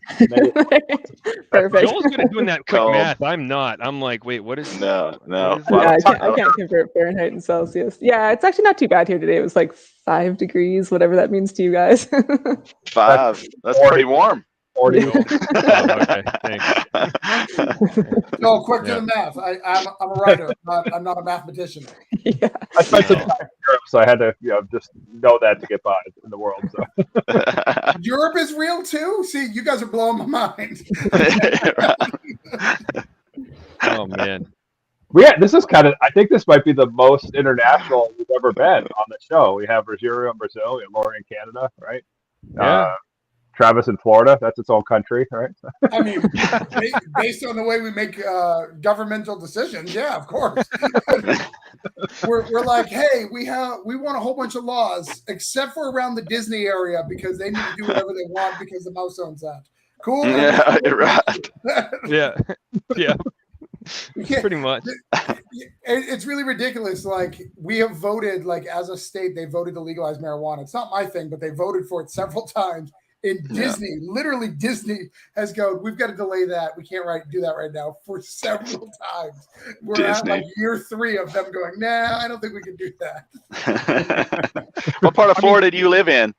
I live by the Cape, so I live by the Rockets. Okay, I was a chef down in South Florida, down near Fort Myers Beach.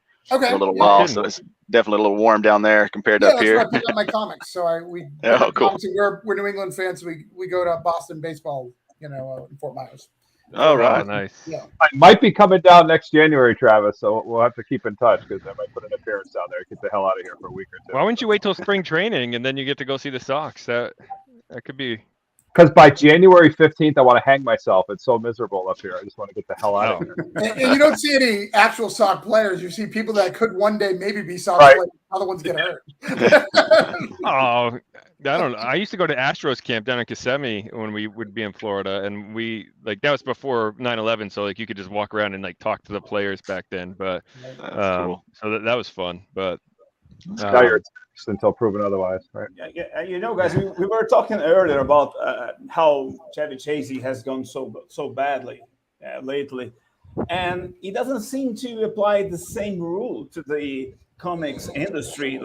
I don't get to see as many junkie heads as in the movie scene and the music scene. I think we are quite happy in comparison to those guys. Am I wrong on that? We might just do a better job of hiding it. We don't have to be on the camera. I'm not. Hey, I'm good. You I'm don't in a good understand the spot. question. We're talking about Chevy Chase. No, he's saying we were talking about Chevy Chase. Were you on when we were talking about Chevy Chase? I don't think you were. No, I thought that's what he said. I'm like, I'm trying to follow. I'm with you. We took yes, it's confusing. We took another track. We were talking about drug addicts in the industry. Oh, drug addicts. Okay. Yeah, and alcoholics as well, and and the comics industry, as John Durgan was saying. Oh, okay. Like we don't get to see as many, maybe because we are hiding. We are not as popular. I don't know. I think a lot of comic creators are like introvert type people that don't do this sort of thing. There was probably so much coke in the Marvel bullpen, man, in like the 70s and shit, and like the 80s. Like they probably used this whiteout on a lot of those pages. You know, like that was probably that's stuff they don't talk about. The Studio 54 came back, bumped the line, and drew Fantastic Four and ripped it out. Like, I just got Stan Lee cut loose up there with some bell bottoms and some shirt on. You just get right into it. Excelsior. Oh, yeah. Grant Morrison has to be on something, right? Garth has to be on something. Oh, sure. Hickman. Like, have you seen what Hickman did in the X-Men? No one thought Mary McTaggart was mutant. That had to be. He had to get high. I would say that Alan Moore was all into psychedelics or something, but it's not the same. Alan Moore's a witch, so that's a whole different thing. Like, he's literally a witch, like a real life witch. Stephen King doesn't even remember writing Cujo, right? He was all coked out the whole book. He doesn't remember. That was my very first book I ever read was Cujo. I love Cujo. I was like, that was cool. You need to do more coke. That was freaking awesome. I'm kidding. You have to take that back. He'll never come on the show now. That was a terrible joke. I'm sorry.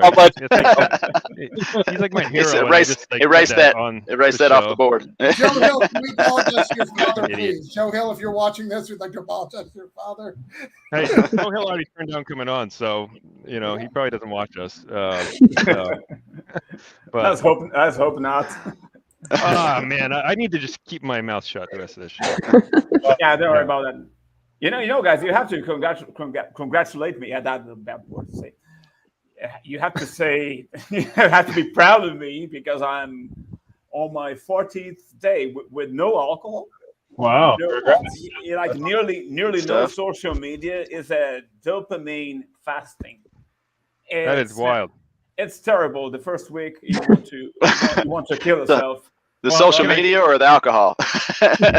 Social media is more addictive. It's hard to say. I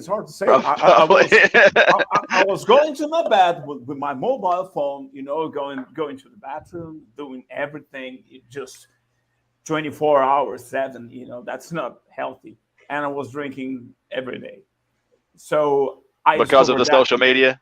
I don't know. Probably one thing leads to the other. If you get on Facebook, you probably need to drink a little bit. That's more depressing getting on Facebook than I've ever seen anything. I just want to say, Twitter, have you, Nick?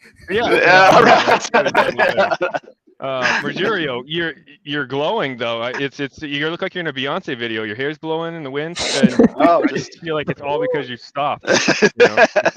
Yeah, I don't know. Like I'm considering not drinking again my whole life. Seriously, I feel so much better. Like no drinking, no much of WhatsApp or anything, and it's just great.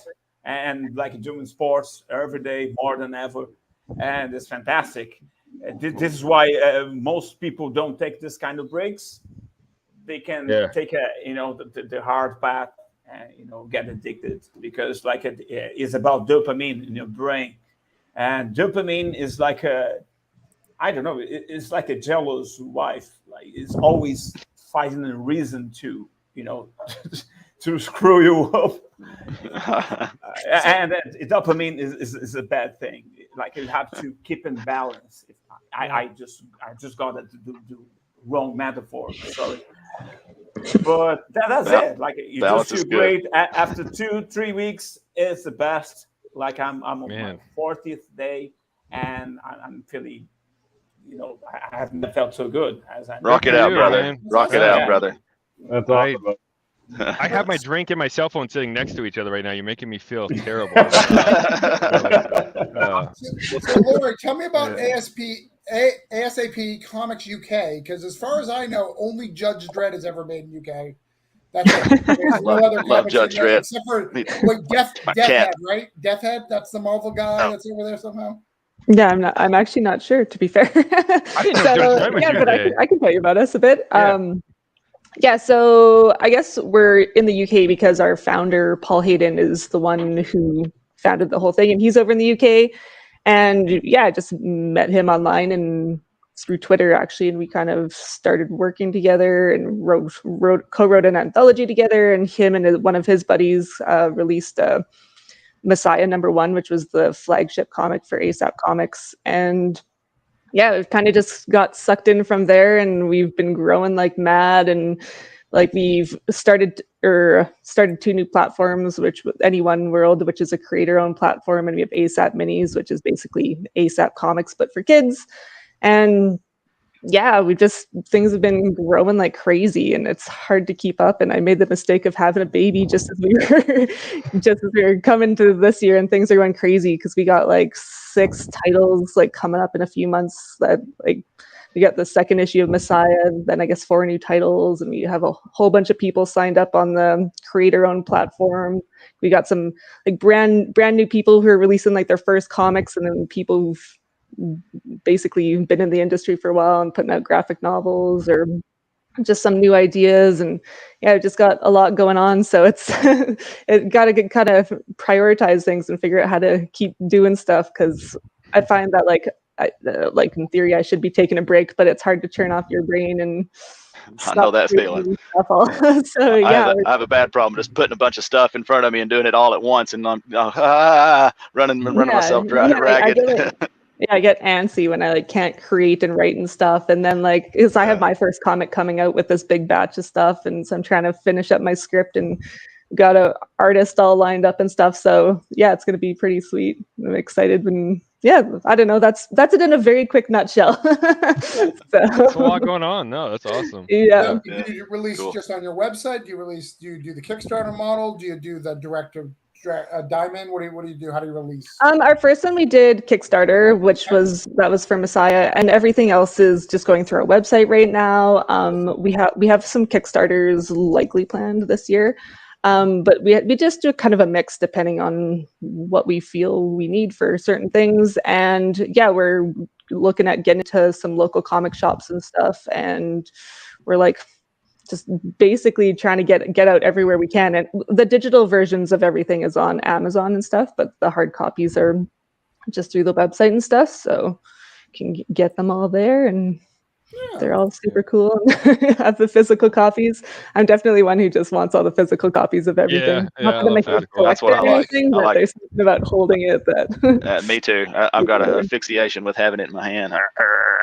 whatever it is, I gotta have it in my hand. I never even used Comixology until our show, so we could like prep for like guests and stuff, because like some of the guests we'd have on, like, you know, I couldn't get the back issues in the comic shop, so I'm like, crap, I'm not gonna start with like issue 6. So yeah, I would just go in Comixology, and like, so I've started doing more digital, but I would definitely go physical all day long. So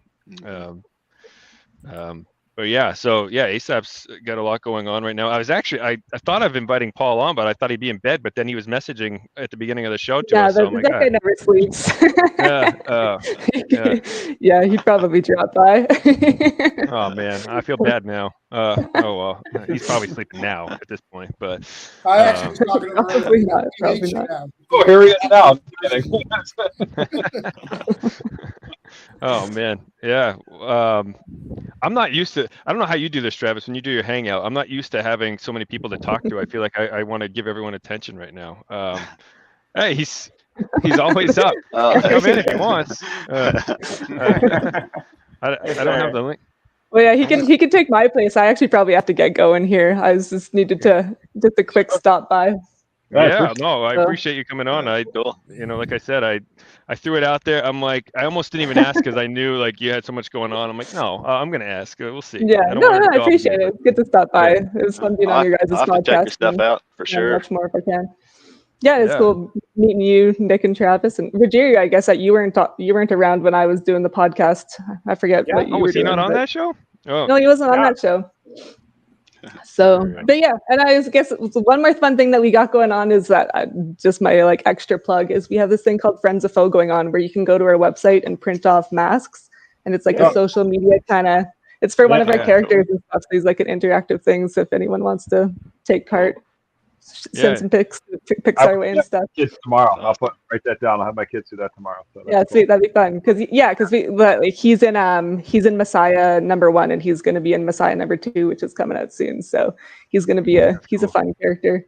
So I'm going to learn more about him. But yeah, I should head. Thanks for having me around and good nice seeing you guys again and nice to meet you guys. And I will talk to you later. I might still stick around and just comment randomly, but fine. Hey, we'll have you back on when you're promoting your other books and stuff too. Yeah, for sure. Yeah, in a couple, I think a few months or something. Like Sister Grimm should be coming out, and then Babies with Rabies probably around the same time. So I love that title. So anyway, we'll talk to you guys later. All right. All right. Thank you. See ya.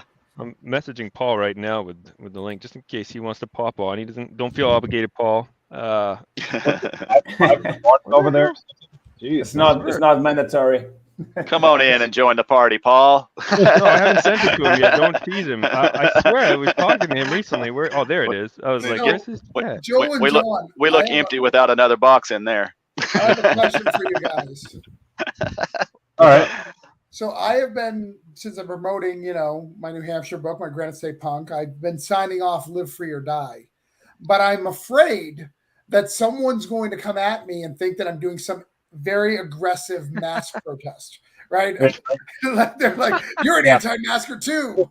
So how do you explain the two to, non-New Hampshire people? God. Well, it's General Stark, right? Came up with that. Was like that's what I know from school. I paid a little attention. That was like the battle cry for the Revolutionary War, right? Was what they were going to do. So that's where that came from. But yeah, you put that on something and somebody thinks that you're, I don't know, like a political terrorist now or something. Oh, it's such a strong statement. Yeah. Anyone that doesn't know New Hampshire is probably like, huh? Like, what, what are you trying to say? I'm a little sensitive out there nowadays. I'm going to be in the Union Leader on Sunday talking about. Nice. Oh, no kidding. That's awesome. Very cool. Buy a newspaper. They reached out to me and said, "Hey, you want to interview? I know you live in Florida now." And I was like, "Sure." Try New Hampshire Chronicle. They were foolish enough to give us it sometimes, so that might be worth a shot too. Well, we only got 5 days left. I think that ship is. Yeah. By the time that aired, you'd be just talking. But think about New England. So I'm from Rochester, which is Foster's Daily Democrat, right? Like Union Leader. Like anybody who visits New Hampshire is going to be like these things are very aggressive political newspapers, right? Not just, whoever got murdered or house burned down. Gosh. One newspaper was Eagle Times, I think. Well, Eagle Times. Yeah, I mean, New Hampshire, man. I mean, 7-8 months out of our year, we're stuck indoors and just arguing with each other about politics. So it's probably just the natural it's always good, isn't it? Yeah, right. So, yeah. At least when you get down in the southern climate, you guys can get outside and mix it up a bit and be like, no, we got gardens to tend and walks to take. We're stuck inside. I feel New England, even the Democrats are just Republican lights. They like parks and marijuana. Like they're not really Democrats. They're not like San Francisco, right? So we're Live Free or Die, but we still have illegal weed, right? Right. So like that. So it's very hypocritical. It all be legal. No seatbelts. It's no blasphemous for it to be illegal. Right? Everywhere around us is legal. Vermont. Crazy. Massachusetts, but no, New Hampshire. Maine too, right? Isn't Maine legal now? Yeah, Maine is. Yeah, but they need to Live Free or Die. Yeah. They need to make it legal everywhere. Yeah, 100%. Yeah. When you go over the border, I'm a big person about that. Go ahead. I'm sorry. No worries. My mom lives in Maine, or did live in Maine, where is it? I can't even think of the name of it. Like Shapley, Maine. So it's right over the border from Rochester. There, literally every business that was there has been bought up by a drug shop. So it's like 5 miles of various drug shops and like one lumberyard. Like that's it. Like, and just to give you an idea of this place, they voted out the cops like 5 years ago. They're like, yeah, we don't need those. Like before Black Lives Matter, before any of that, they were just like, yeah, no, we're good. Everybody's smoking weed. They're not like, dude, I just want to go get They need to be some good for you. munchies, get some snacks. I'm a huge advocate for that, man. I actually moved out to Reno for a while and got my license, my growers and cultivation and chemistry license to actually do it myself because I've had issues with musculoskeletal issues, nerve issues, migraines, things like this, where cannabis actually helps me. And here in Tennessee, they just throw opiates at you all the time. You have pain, you're just getting people addicted on pain medicine all the time. And right now, they're actually passing bills that should be medically legal in Tennessee soon. So hopefully, crossing my fingers for people, because man, I've seen it save a lot of people, and people just look down on it as it's this bad thing, and it's really not. I mean, it's something that's really helped a lot of people. I watched this one, you can see this on the video on YouTube, I think. There's this 12-year-old girl that had seizures. They gave her cannabis oil literally just under her tongue, and she stopped those seizures within 5 seconds. And there's stuff like that it really, really actually helps. And man, I hope how soon people get kind of a little more future thinking towards it and understand how it really helps people. I mean, hey, it's getting there, right? We've seen plenty of states do it now. So it's there's some states that are set in their ways. But when we went up to Maine.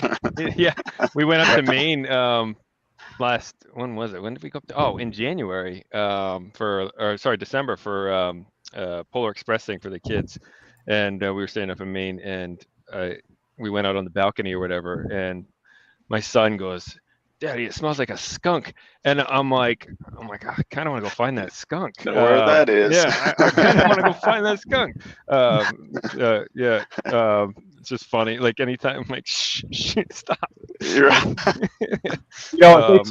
took all the drugs, right? It made it a health issue, not a criminal issue. We could really curb a lot of the crime, the murder, the robberies. Oh, money. Right? That's your number one thing. Everybody wants money. That stuff would solve so many issues if it went legal for money. Yeah. In Colorado alone, they had made like $1 billion within the first 2 years. I mean, that's crazy. One state, $1 billion. Yeah. Stuff, man. If you're going to go do heroin, you're going to go do heroin. Why not have a clinic, right, where you have doctor supervision, the purest form of stuff? You can go there, do that if you want to. Heroin, he says. If some shit goes wrong, they're there to help you out, right? And we could really cut a lot of that crime that we're seeing. I mean, crime rates are up, murder rates are up, things are crazy, but you're removing the criminal element, and you could curb a lot of that problem. Yeah, but black market. That's a big problem there. If you make everything legal, you will disrupt the whole chain. Colorado. Those people, they will be unemployed. They will do something to get that money. Yeah. They will do something. So Colorado is actually doing that. It's hard to imagine. They're looking to. It's crazy. Portugal went full legal, right? Like a few years back. I think Portugal, everything. You can do anything in Portugal, I think. Just move to Portugal, see what that's about. What I think is funny, especially in New Hampshire, there's varying levels of intelligence, even though our school system's very good. We just got a lot of bad addicts. So I remember specifically, I was down visiting my dad, and Trump was on it, and he said, "I'm going to get heroin out of the state." And then for the next 2 weeks, I don't know if you guys remember this, they were the biggest heroin busts in the world, in the state's history, because they were stockpiling it, thinking that Trump could do that. Like somehow he's going to go door to door like an Avon lady and be like, "Sorry, if you have any heroin, you gotta give it over." Knocking on doors. Hey, you got any heroin? And then, of course, Trump came back like 2 weeks later. "Look at what I did. I cleaned up your streets." Very unintelligent people from New Hampshire. Hey, Paul, welcome to the show. We're talking about heroin busts. No, heroin. I come on looking like this. So yeah, it's. I don't even know how you're still awake. What time is it there? Like 3 a.m, 2, something like that. Nearly 4. Oh man. Yeah, I know. I remember when we chatted months ago, you said that you kind of adjusted to the U.S. time zones a bit, but yeah, I'm kind of allergic to daylight. It explains the complexion, so it's just like I just get stuff done Everyone I work with now is either American, Canadian. We've got obviously Malcolm when he signed up for Anyone World. He's in Tokyo.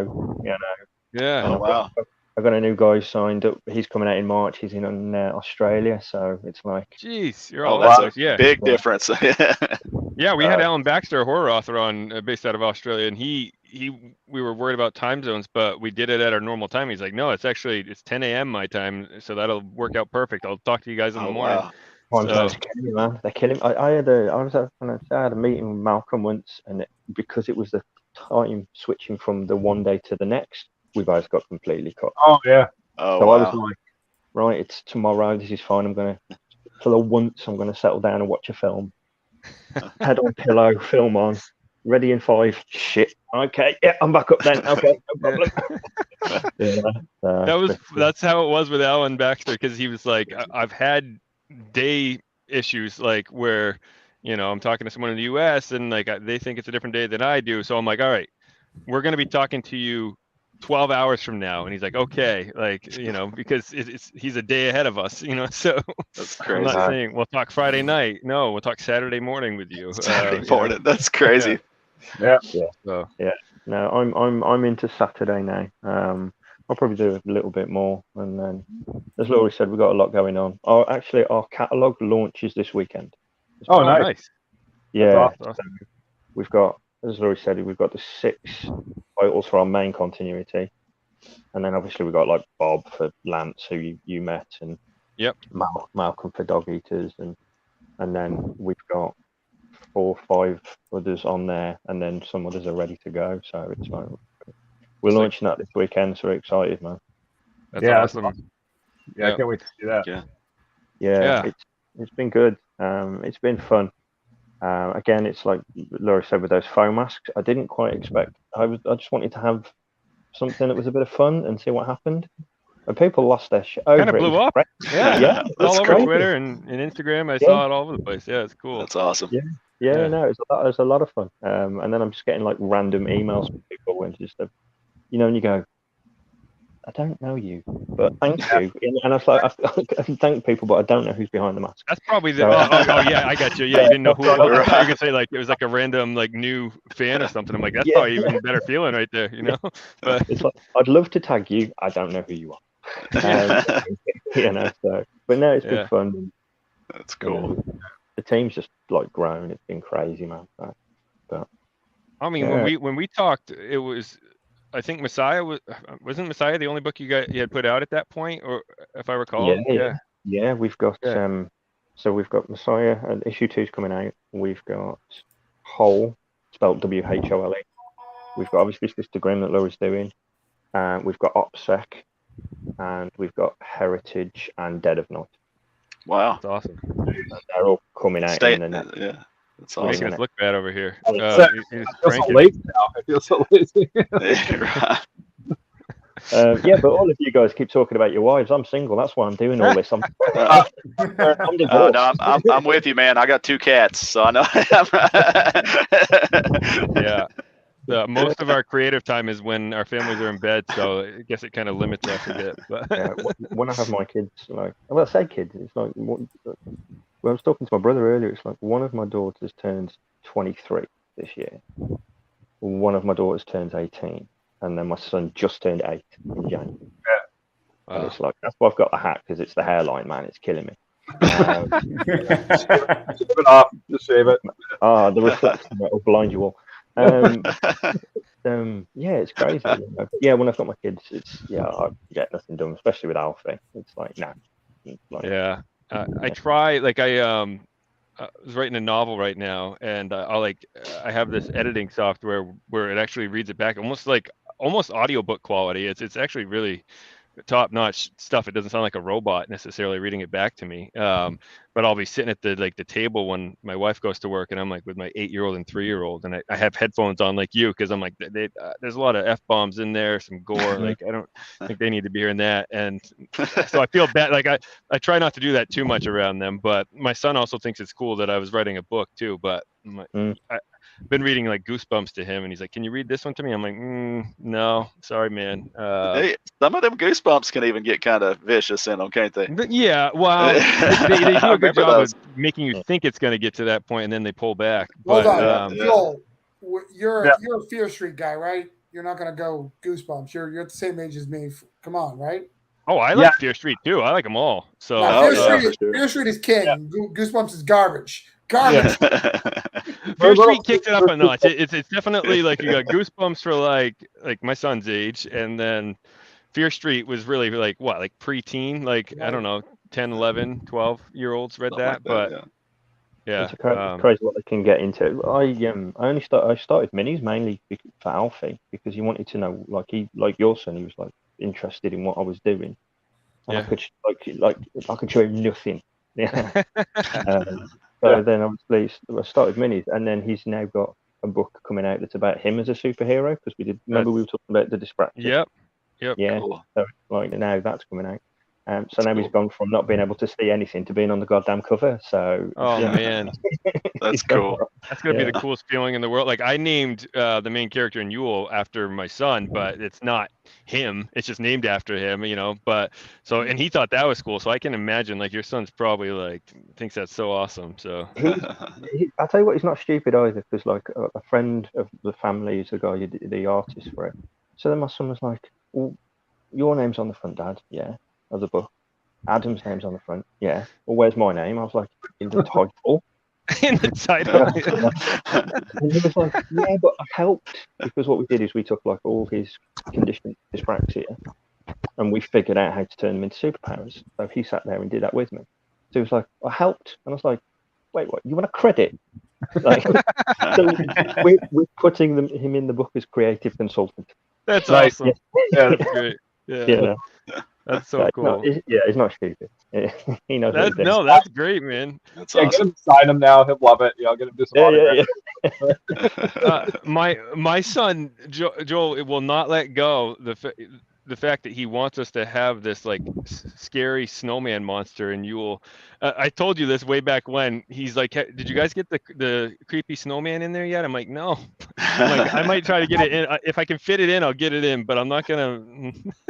Well, but I'm doing the spoiler alert. I'm doing the when they arrive at Santa's workshop, right? I could throw it in the background. Right. You can have it like a shapeshifter or something like that, where it shapeshifts into a snowman and then goes into something else like Jack Frost or something and switches over to something else. I have the idea like for issue 3, like there's a scene that we'll be doing that's like in an alternate dimension. I'm not going to give it away, but like I can easily make it fit there. So but right through the multiverse. Yeah, right. This totally isn't the right time, but I did talk to my partner, for Orange Cone, and you guys are invited to put something into Holiday Spirits for next year. Oh, that's awesome, man. I will tell you this right now. Like, I actually haven't told anyone this yet, I don't think. But I sent my novel off to an editor yesterday, and I'll have that back in a couple weeks. But I picked right back up and I started writing. I want to put out a holiday horror short story collection next year before Christmas. So like I have all these story ideas for prose writing, but like some of them would easily work in like a comic one shot. So figured out. Did you get a copy of Holiday Spirits? Yeah, I have it. Yeah. So something like that. But yeah, we're doing next year. We actually even doing a holiday. We're doing a one shot for Christmas in July for the cons. So for all of July, we'll have a one shot little that'll have a couple of ones for holiday 2. And like a July specific one for next year. But yeah, it's gonna be, I mean, we did $12,000. I mean, you got to do another one, right? Like we didn't expect that. Like when you get that kind of money, there's a fan base. Same thing, Granite State Punk, like you said earlier. Are you gonna do one? Well, we're at great $8,000. We're definitely trending to get 10. We're gonna do another one, John. Like, come on. Yeah. Are you coming to Granite Con, Travis? You're gonna come up with that? Maybe. Here's the thing. There's a deal for Granite State Punk. I think I kind of alluded to that last time. There's a deal, and since last time I've been here, like the deal is there now. Nice. Like before, it may have been there, but now it's really there. So I kind of want to save Granite State Punk in Granite Con for that release to kind of tie it together. But that being said, I'll probably come up to another show. Yeah. And I'm buying tickets for April 30th. My brother has a wedding. So I'll be in town on April 30th. So I'm probably going to try to see if I can do a signing on that 27th on the Wednesday at Jetpack. Nice. Yeah, let us know.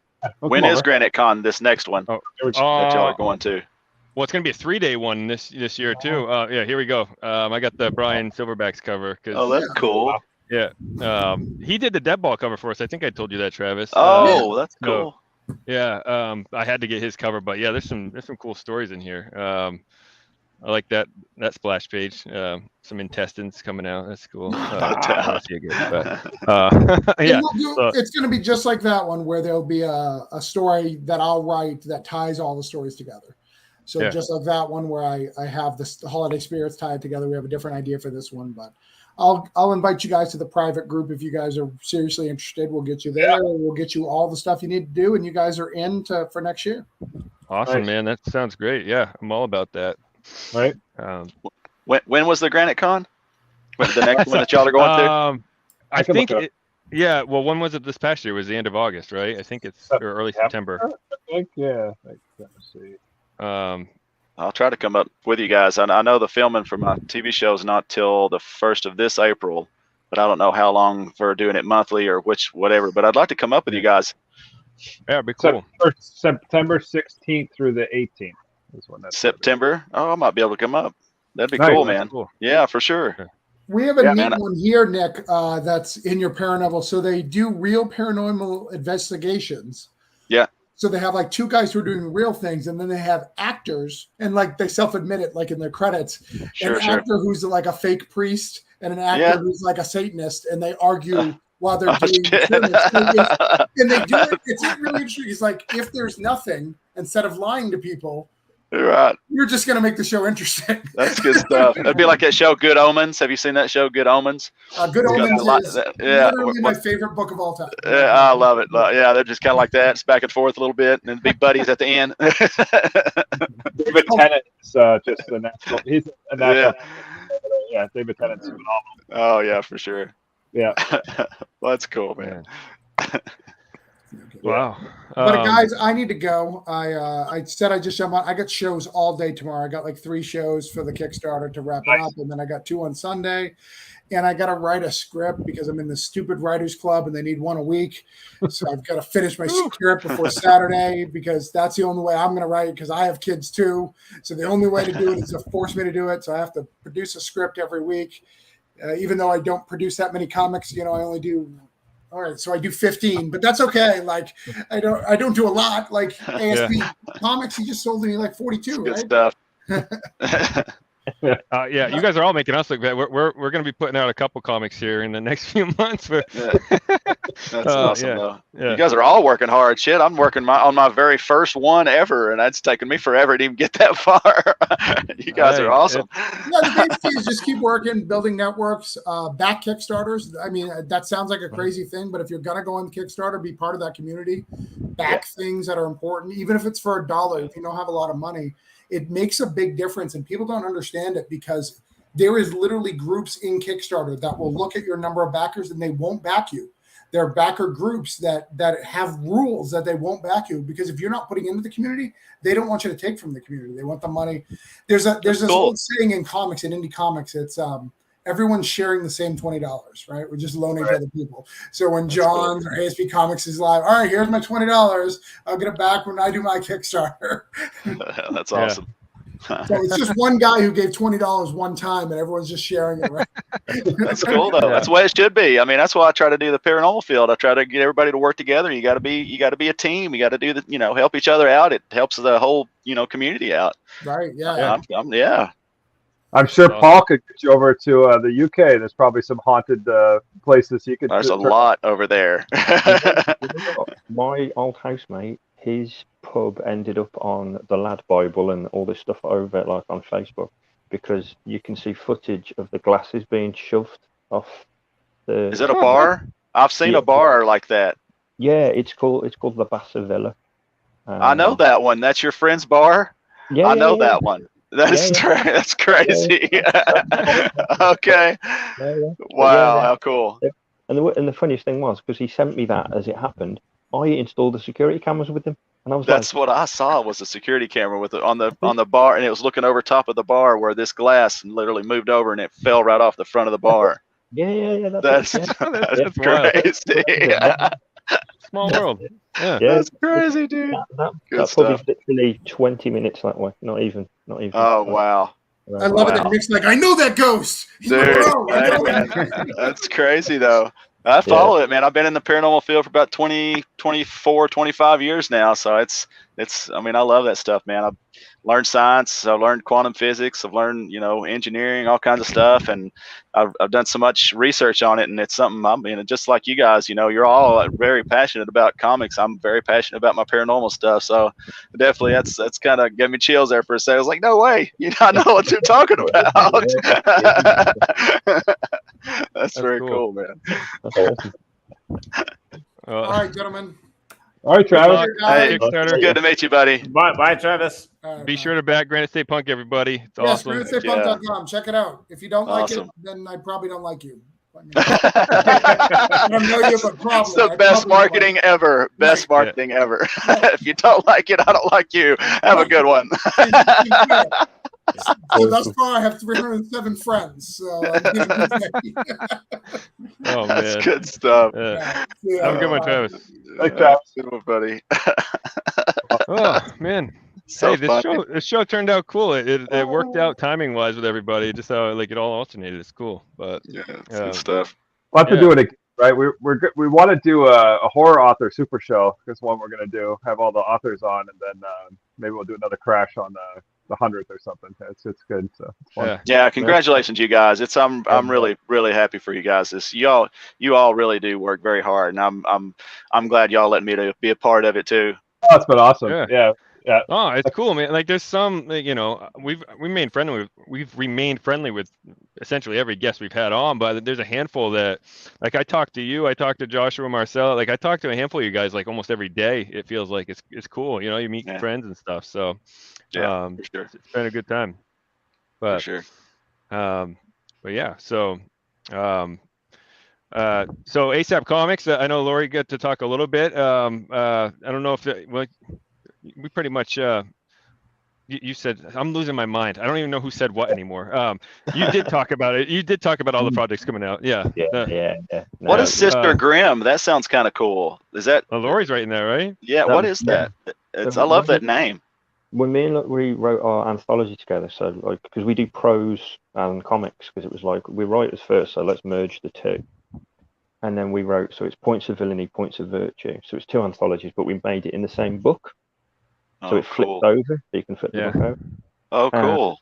And then she wrote this kind of two-parter. So in the first, in Villainy, it follows this family, but it's told through the eyes of the daughter. And then in Virtue, it's told through the eyes of the mother, who goes back because she's adopted. Cool. So she goes back to help people. And essentially she has a run-in with death in this moment. Oh, wow. So what happens is that event takes place at this moment in time, and then Sister Grimm picks up 3 months later, where that mother wakes up in the morgue. Wow, that is cool. Yeah, but it was a really organic thing, because Laurie was just literally, she was just going to do the book with me. She had no intention of coming into comics, and then when we were reading that story, I was like, oh, she's so cool. So I said to her, I was like, I think there's something here. Like, I think we should look at it. So we started sitting there and pulling it apart and coming up with these ideas. And then I just said to her, I was like, do you want to write a comic? And she went, I've never done that in my life. And I was like, oh, let's do it then. And I know how she feels. We've literally sent the contract to the artist, because the artist is brilliant, and I can't wait, and the good thing is all of these titles tie in together, and so we've got Nem, who's writing the OPSEC one, and we've got some pre-event stuff and post-event stuff. It's been awesome, but it's going to be a great book. That is, it's going to be so much. Cool. Yeah, so cool. It's I'm excited for her. You know, she has moments where she's like, "Are you sure?" I'm like, "You do it." Like, it's brilliant. And the look of the look that we have for the character as well now is like, That's cool. That's she so cool. rides that anti-hero wave. Yeah. Well, I can't wait to check that out. And Messiah 2 is coming up, and you guys got so much stuff. I mean, that's just wild. Like I said, jokingly, I mean, we're pumped to get 2 books out coming up here in the next handful of months. So you guys are just crushing it. So Do you know what though? I'm lucky to have met some of the people that have got on board with this, and you know, like with the Any One World as well. Lucky to have those people on board and have made those, as you say, you make those connections. And meet some great people, and it's just like, I'm just very lucky, you know. Are you guys having we're having some issues with some of our printers running out of paper and things like that? I'm not sure, is that affecting the UK as well, or is that uniquely a stateside issue? It's more stateside because my printers. They've got offices in the UK, in the US, in Canada, in Australia, and I can't remember somewhere else. And it was easier for me to actually ship from here. It was quicker for me to ship from here on some of the orders because I know there was a paper shortages, and there was like loads of other problems. And, I mean, we had postal issues here because of COVID and same here. But it was actually quicker for me to ship some from here. And in fairness, with some, it was actually like the turnaround was much quicker than I thought, because I was like, you know, I'd say to people, right, I've shipped them from the UK, given the fact that it's got to go over plenty of water to get to you. And then next thing I knew, people were tagging me, and you going, oh, okay, that was way quicker than I thought. Jesus Christ, you know. But, yeah, I'm hoping it's the end to it there, because obviously that's a good place. You know, the US is where we get a good, huge chunk of our orders.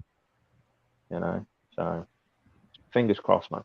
Yeah, everything was delayed like that. We started to do our stretch goals. We touched upon that earlier tonight. And, so we have to think about that going forward if we're doing crowdfunding and we do those stretch goals with different reward tiers. We might have to keep the stretch items in-house, right? It might be something we add another page to original art, the sketch, who knows, right? Those kind of things, instead of farming some of that stuff out, because we don't want to delay projects any more than we have to.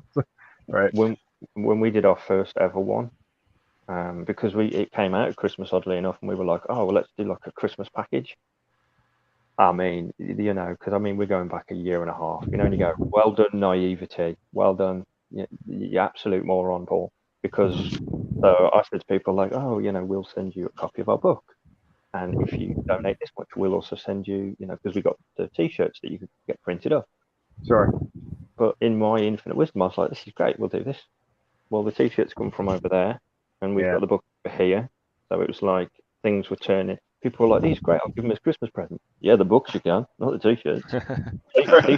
T-shirts might be an April Fool's gift, you know. And they literally, it was like we were waiting for them, and when they turned up, you know, you go, I hope people still fit in these bloody T-shirts. I think the biggest one, John, we had was the hats, right? The hats were there were no black hats in the entire planet. We tried to get black hats. Oh wow! Nobody had them. They're like, we have blue and white. I'm like, oh, I guess we're blue and white. Capsule beanies. It's like the trucker cap, though, right? With the mesh back or whatever. Yeah. We had our main seller for those was grey. Because again, I'm guessing the same reason, really. Most people go to click black, and you know. But yeah, we did the main sell for those was grey. It's hopefully, like I say, it'll be the end of it soon. Right. Yeah, the cost of everything is up stateside too, right? We just have they just said the prices are up almost 8% year over year on everything. It's the highest in 40 years. So got to think about that going forward too, right? How is that going to affect the business stuff, printing and everything? Right. So shipping, printing. Crazy. Shipping itself is expensive. Right.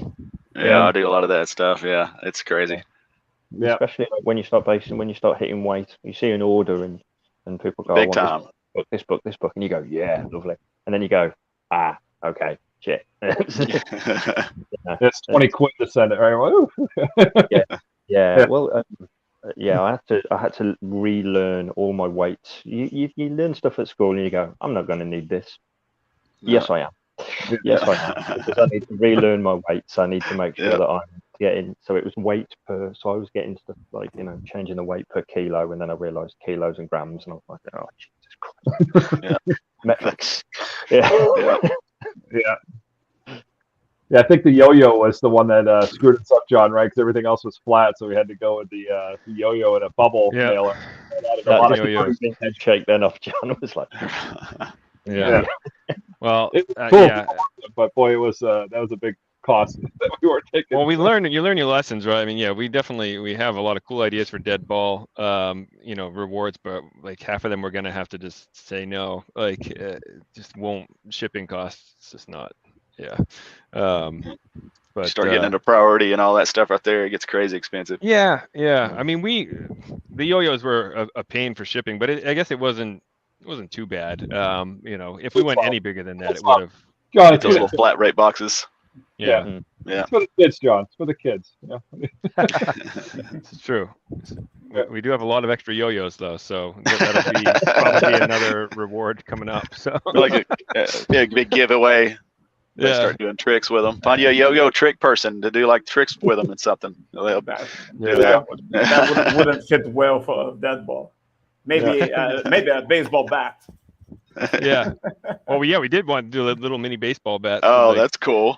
We thought it'd be cool if there was like blood stains on it though, but I don't know how we'd do that. We'd have to hand paint them all.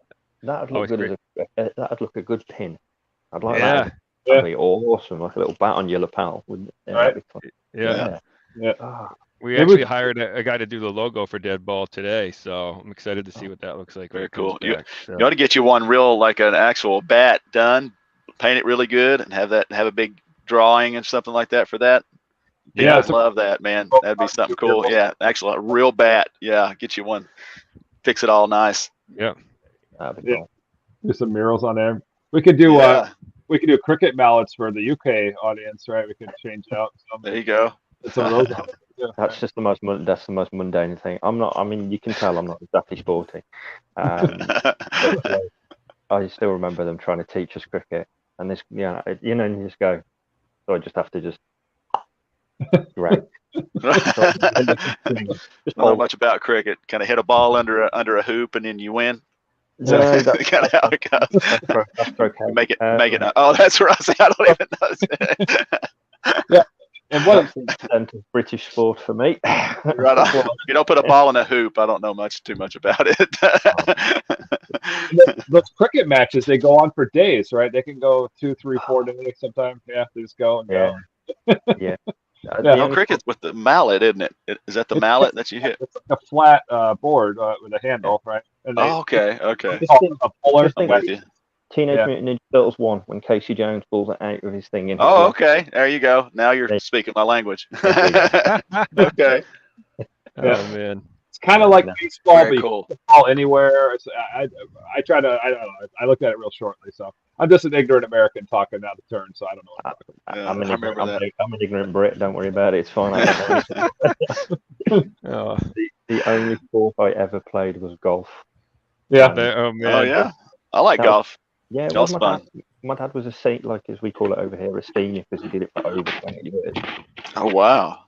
And he was wonderful, and I wasn't. And he was a very showy off Irishman. So awesome.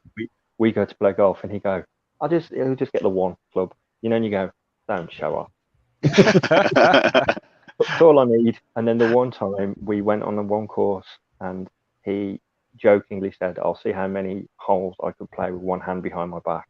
12, and he thrashed. Still close. Wow. And it took me years to hit it straight. I couldn't imagine going up against him. I'm okay at golf sometimes. I'm not good, actually. That's a lie. My brother's good. I usually get drunk because I get so mad. Like I have to, like it's supposed to be fun, and I'm like, no, like I'm getting pissed at myself because I can't get any better. John's the guy that stops all the cart girls. Hey, I'm over here. Pull up over here. Pull some. Stay here. Don't go anywhere. You're gonna be with me the whole time. It's worse than that, Nick. I'm the guy that has my golf bag has its own pouch just for booze. That's good stuff. Yeah. So that doesn't sound too bad for me. It's fun. It is fun. It's a love-hate thing for me, but but it was fun. So just reminded me though, I recently I binged through Ted Lasso with my wife. I love it. Love it. It's just if you haven't seen it, Paul, it's great. You gotta watch it, dude. For real. It's about yeah, right. It's about an American football coach that moves overseas to coach a soccer team, football over there, right? And he doesn't know the sport at all, so it's just it's hilarious. Yeah, it's Jason Sudeikis, however you say his name. Yeah. Oh, dude, it's and like the team are just hilarious, but it's wholesome too. Like you're like, it's like a wholesome show, and you're like, I mean, I'm okay. I dropped a tear once in a while because it was so like meaningful. I'm gonna have to say that but it was great. Yeah, love that. I've heard it's good. What I meant was my to watch list is getting big, not my to do. My to watch is just getting bigger. Right. No There's so many damn streaming services now. It's like you got to have Apple for that. You got to have this for that. It's like, man, there's one show I want on all of them. Like I don't all of it. Yeah, I got them all. Yeah. There's 10 of them on each one. You recently started 1883 as well, right? I'm caught up now. Yeah, it's just started. Dude, I love Sam Elliott. Big Sam Elliott fan. Yeah, no, that show's awesome. I was hooked from minute one, and I didn't realize. I thought it was all done. I thought the whole season was done. So we got to the end of episode 7, and I went to play 8, and I'm like, oh, come on, what the hell? Like now I gotta wait until Sunday every week to watch it. Yeah, that kills me with that one. I got stuck on Reacher because of that. Like, have you seen Reacher? That's that dude that played Hawkman. He was Hawkman in Titans. Freaking huge, yeah. That dude, that guy swole up. Dude, he kicks everybody's ass during the whole thing. And he's smart mouthy. It's great. Love it. I've heard that it makes the Tom Cruise version look like dude, because he just blows it away. So dude, it's a completely perfect. This guy's perfect for that role. Tom Cruise is not. It's just not. No, yeah, it's completely different, but it's great. Yeah, I love that one, man. That's cool. Especially how mouthy he gets to him and stuff like that throughout, dude. Yeah, you'll love it. I'll say those things as you said, Sam Elliott. I can't. Anytime anyone I mention him, my brain automatically just says the word Miho from Roadhouse. Yeah, Miho. Yeah. with his big mustache. Yeah, and then the sweet back of hair, and he's so cool. Yeah, he's and you go, some people are just slick. 100% Sam Elliott is just still there. Tombstone was one of my favorites with him in it. Yeah. Oh yeah, that's a classic.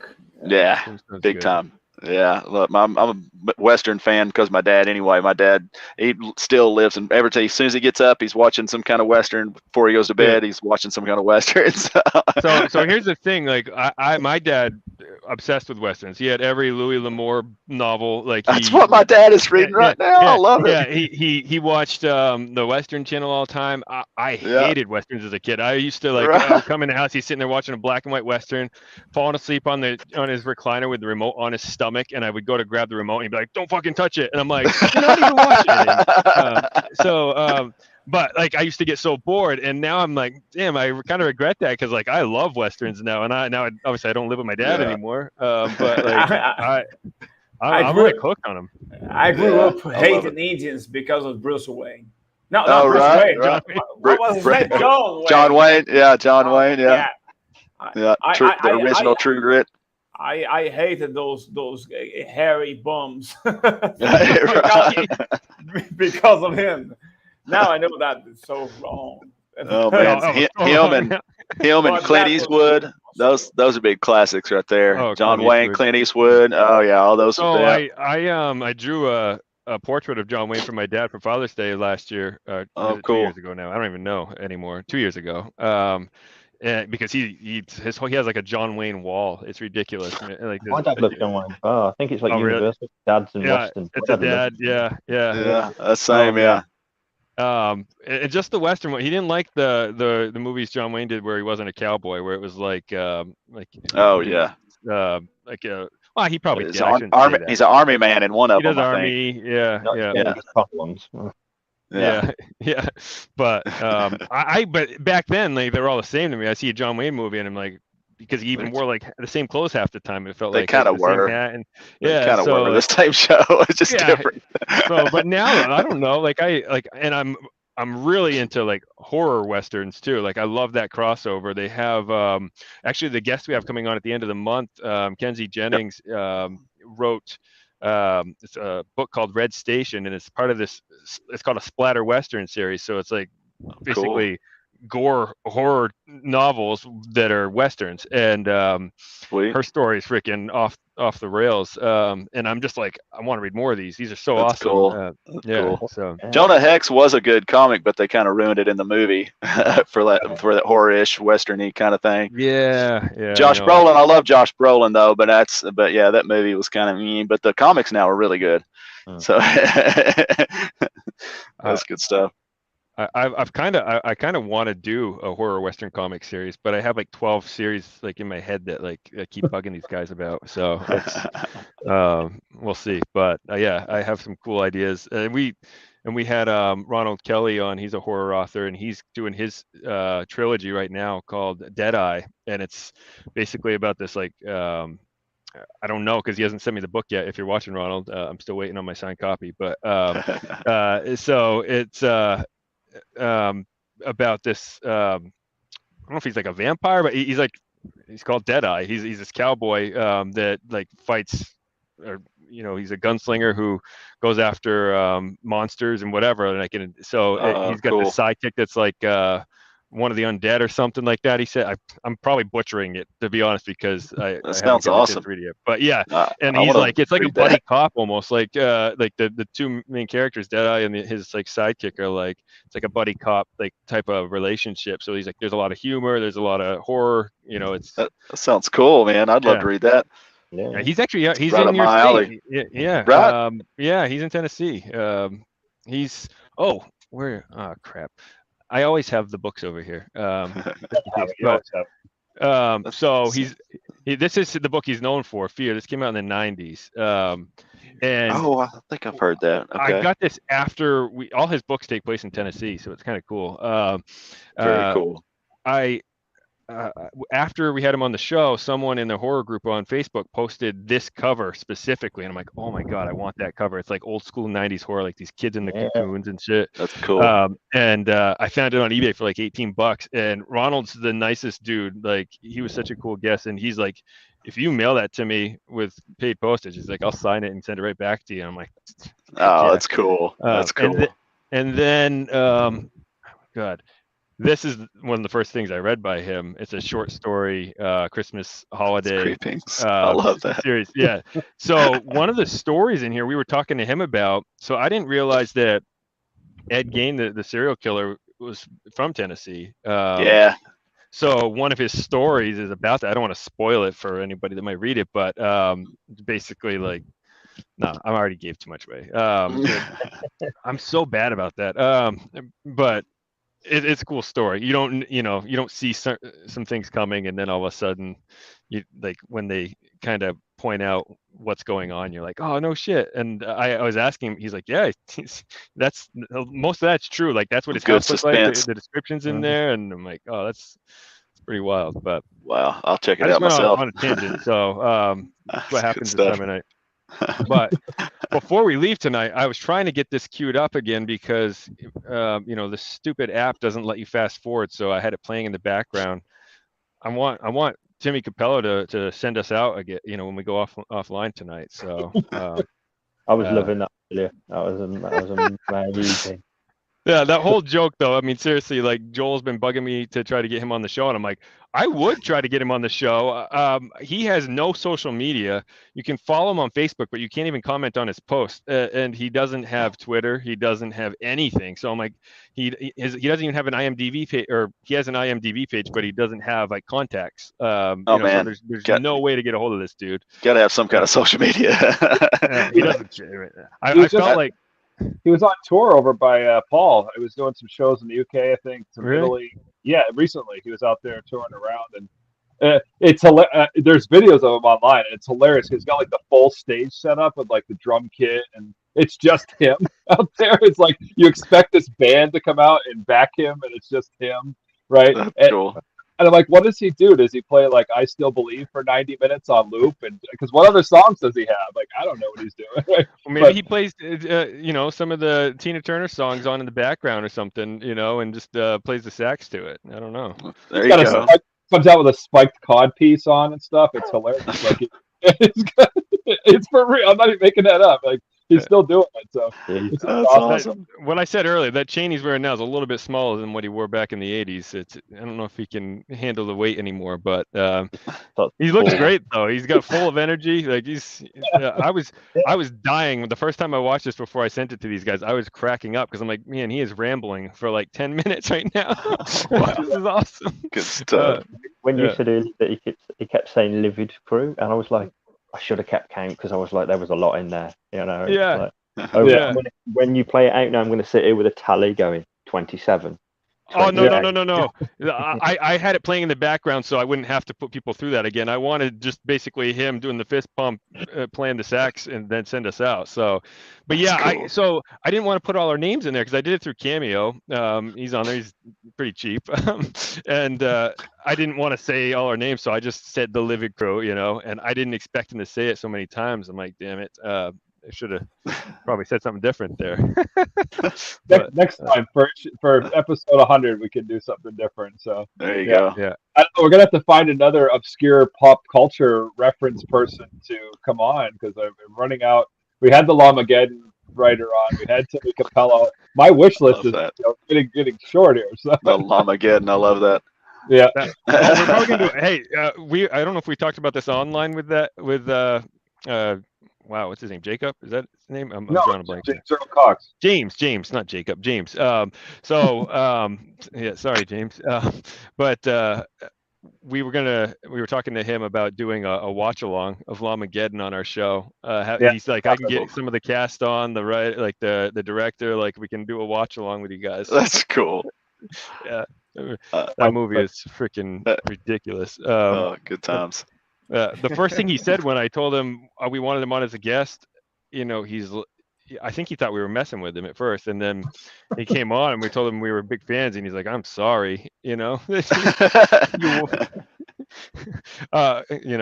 it was all in good fun. Like you make a movie called Lamageddon, you understand it's going to be like Sharknado kind of stuff. No, not even. No, like he was telling us because there's scenes in the movie where you see like the hooves of a llama like stomping on people, but it's so like it's just like barely hitting them, and they're clearly fake legs.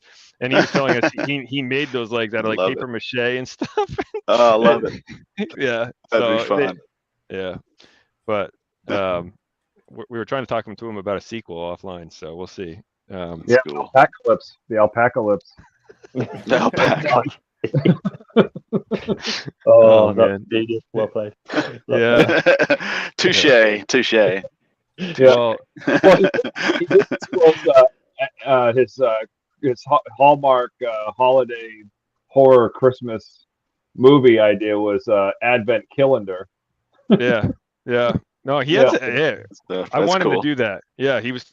Oh wait, was he saying that online? Yeah, I don't want to tell any. Okay, I couldn't remember what we said offline or whatever, but yeah, he was asking our opinion on what he wants to do a Christmas horror movie, and he had a couple ideas, and one of his ideas was to do like a Hallmark movie, but just all of it just turns into a freaking horror movie. Like it's like everything, like music, like the sappiness to it feels like you're watching one of those Hallmark Christmas movies, and all of a sudden there's like a freaking serial killer in the town or something. Like yes, that's awesome. Yeah, that's cool. And we said that it's always like a woman meets the man of her dreams in these cheesy Hallmark. I said they should totally meet at like a llama farm just to tie that in. Llama farm on that. Yeah. Have one with a red eye. All of a sudden, for like one frame, you see this llama with a glowing eye. Just walks out of the shadows. Yeah. This is right itself. Do it. Jesus Christ. Well, I'll tell you what, guys. My phone is about to die, so I'm going to probably have to hop off here for pretty shortly. Real quick, no, before you go, Nick. No, hold on a second now. Oh shoot, hold on. Don't share that yet, Joel. Let me ready, buddy. No, don't do it yet. I got to share the audio. All right. You weren't watching this when we shared this, so you didn't get to see this yet. You don't even know what we're talking about with Tim Capello over here. The guy from Lost Boys. Did you see Lost Boys back in the day? Yeah. So the guy with the saxophone scene, Tim Capello. He's in it for 13 seconds. Yeah. All right. For no reason whatsoever, all of a sudden they have this, muscular, greased up dude blowing a saxophone. Yeah, random. Yeah, right out in the big crowd. Yeah, on the stage. Yeah. Oh. Little bitty saxophones like this big, and he's huge. Well, I don't know if you want to say the goodbyes here, so we can play that to end the show. But sure. Let's do it. I'm not even going to roll the traditional outro. This is the outro, so it's just we can fit it in. All right, guys. We're truly happy. Yeah, we're very thankful for you guys all coming on. This is awesome. Good time. It's a good time for sure. Absolutely. Yeah, we'll definitely have you guys back on, both of you. Thank you. Glad to do it. We're all family. It's all good. Yeah. Shoot, man. I had a blast. Cool. Pop that up, Joel. We got to go out in style. All right. There you go. Full screen it. Good stuff. Bye, guys. Bye. See you guys. Here comes the fist pump. Holy cow. I still believe.